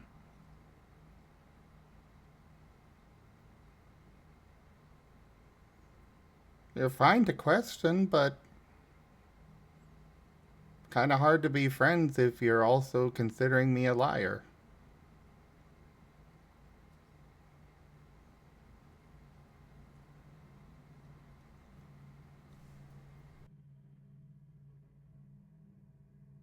Hmm.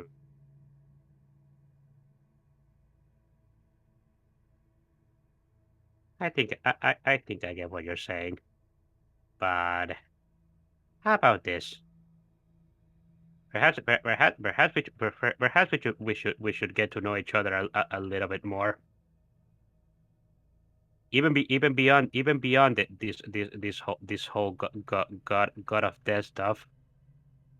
I'd like to know. I like to get to know you more as as an individual.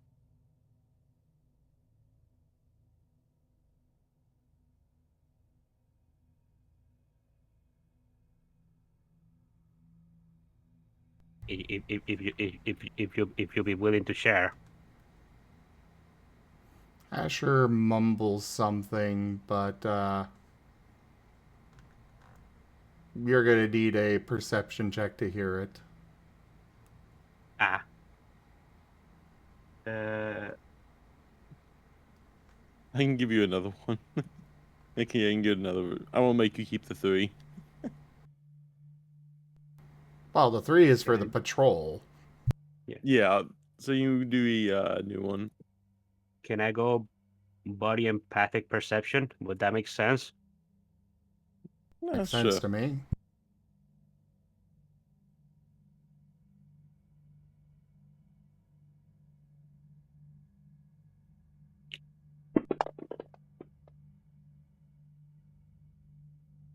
I think I can solve that one.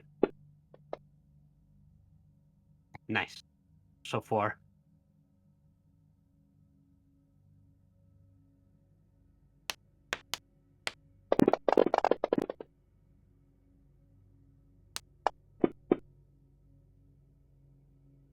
Asher is exceedingly hidden with her voice.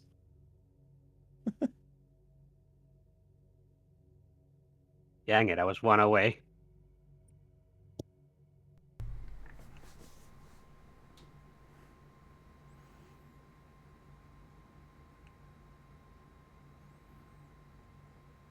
You hear some mumbling, but you're not really able to make out what they're saying.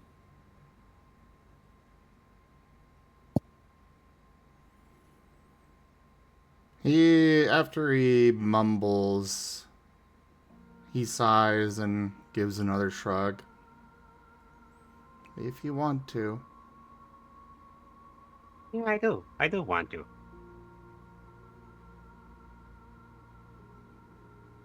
Hmm. What do you like to do to have fun? Besides making your traps. I like to play games. Ah, in your custom data pad thing. It's not exactly a data pad. Ah, your bowel dog thing. He nods. And I'm not really familiar with the thing. There wasn't any of that, any of those back on the village where me and Rhiv come from. So, never really seen much of those. What do you play on them? A wide variety of things. Oh.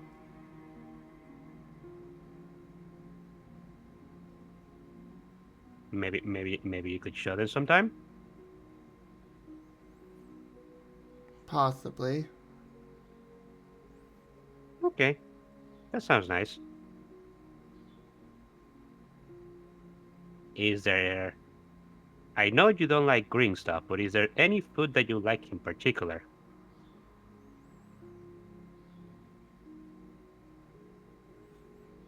I enjoy a lot of dessert things. Oh, you like sweets?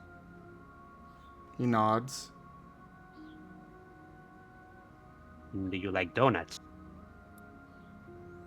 Yes. Great. I love donuts.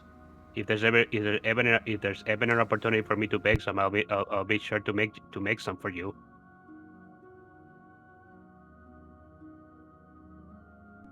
That You would be like them? nice. You like them with chocolate? I prefer the other varieties, but I don't mind chocolate. Oh, what kind of topping do you prefer? Maple. Ooh, not bad. Okay. Most once we get back, when we get back to Kansas, I'll see about getting some maple.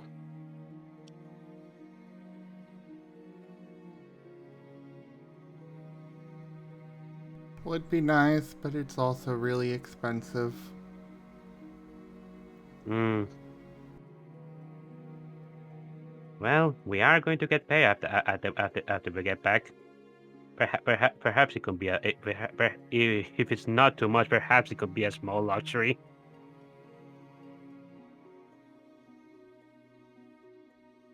First, we actually suppose- need to get this job done. For all And we we will get it know, done. that the person that we're supposed to be going out here to rescue is dead now. I don't think he is.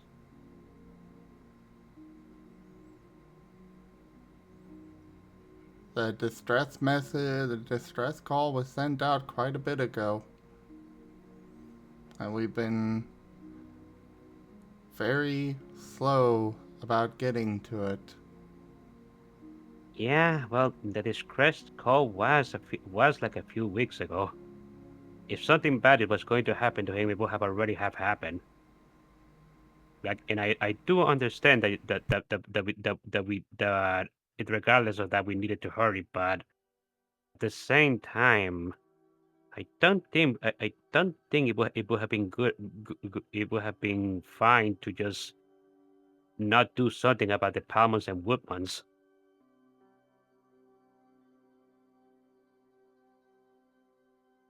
We couldn't just leave them in the position they were in.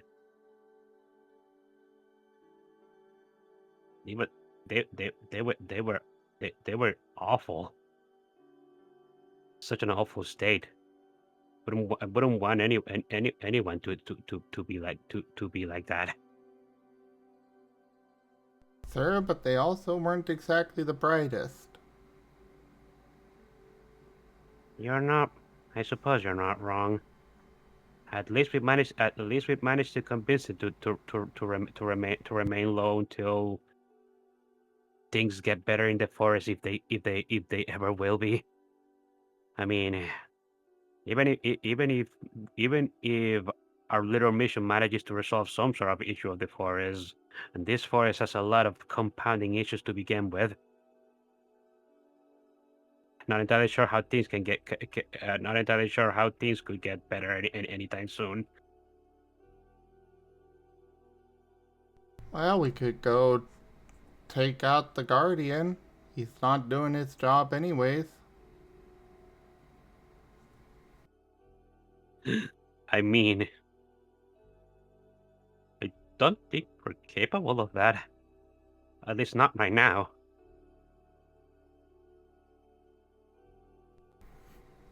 Death comes for all eventually.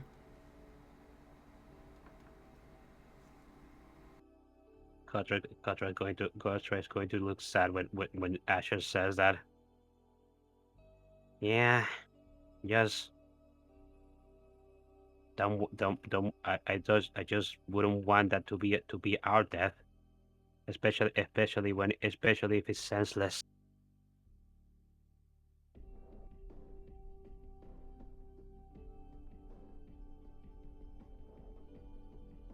He shrugs. I do agree that somebody needs to confront that guardian of the forest, whether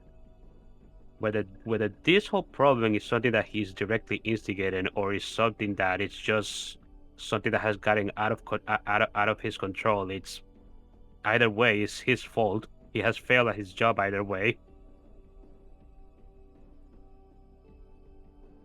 And what I would love to be able to do that myself. I'm not entirely sure if the six of us come close to the power of a guardian. Perhaps someday. I just don't think we're capable of that right now.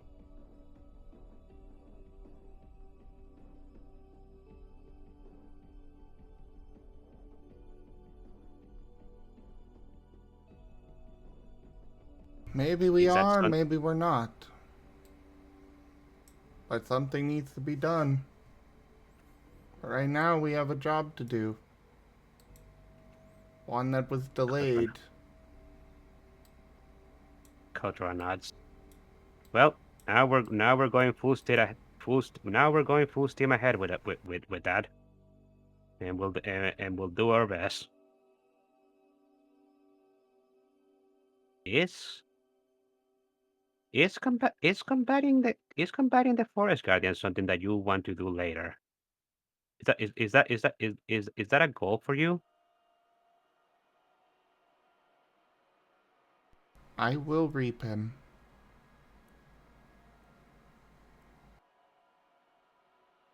Kotora is going to rub his chin as he says that. Okay. Then when the time comes when we're actually capable of doing something about that, you'll have my support.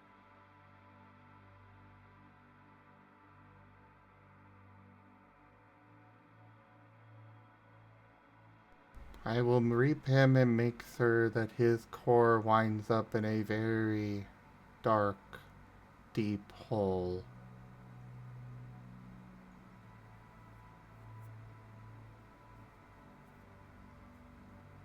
Is that supposed to be his punishment?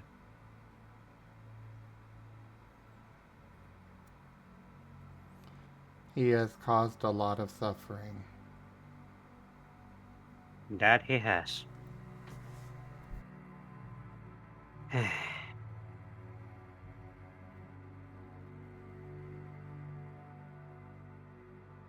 Well, I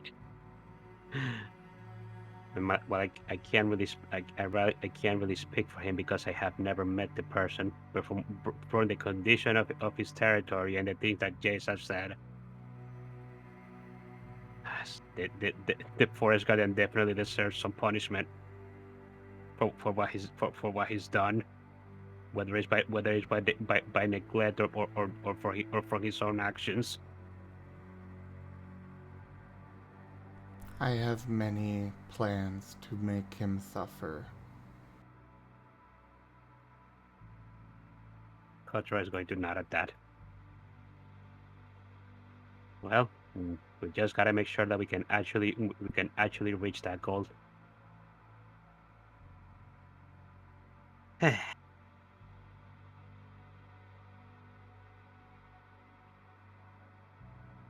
I have been making sure I'm paying attention while talking to you. Don't worry about that.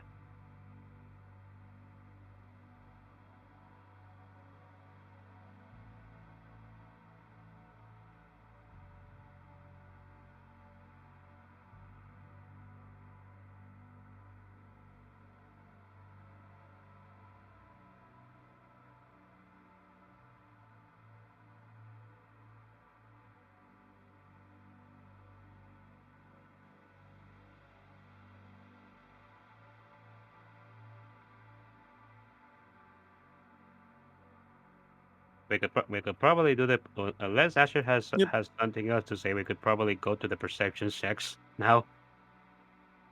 Yeah, Asher's got nothing to say. Okay, good. I was making sure. So as you guys are kind of doing a perimeter check as you're talking, you kind of walk a few bits in silence. Like I said, it's a longer shift. But as you're walking around, Ash, you don't notice any of this about no, Kotora. It's too late at night. Asher is with Haboku so much that you just assume that it's Haboku that is with. I know, right? As you are doing this, you don't really notice anything as it looks like a pretty peaceful night, Kotora. But as you're walking a little bit side by side, Asher, you notice what can only be seen, like, it looks as you... One second.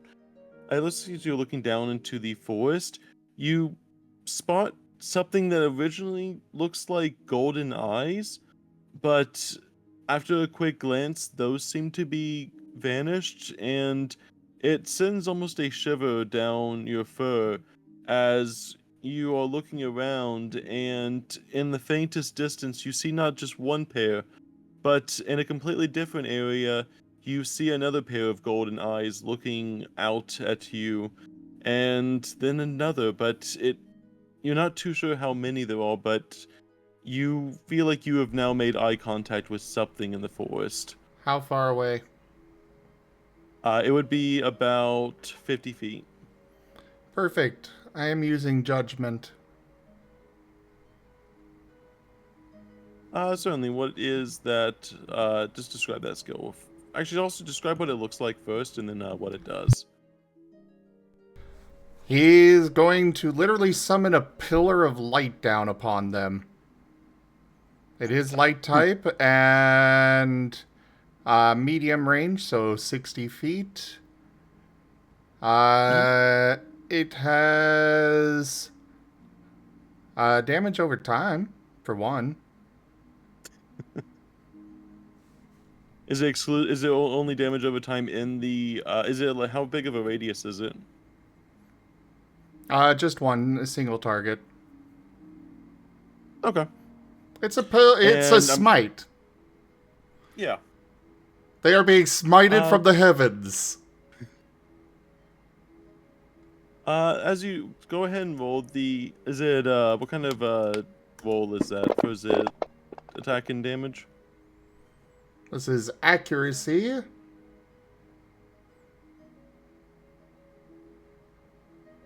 3, 4, 5, 6.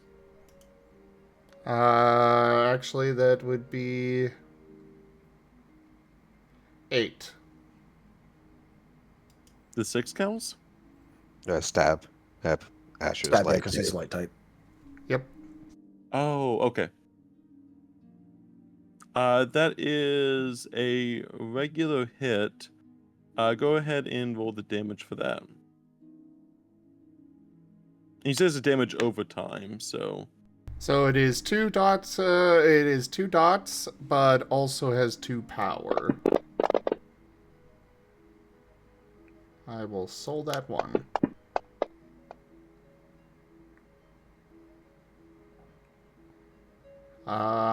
So whatever resistances they might have, I don't know, but you'll have to figure that out based on their resistances to light. Okay. Otherwise, they are going to be suffering 2 d10 of damage every turn for the next 5 turns. Okay, and that's even if they, and that's directly on that creature, and it does follow them. How much light does it emanate? I'll leave that up to you. That's not actually a trait that can be put onto a move, but, you know. The idea is it is literally a heavenly smite. Okay. Burning white fire.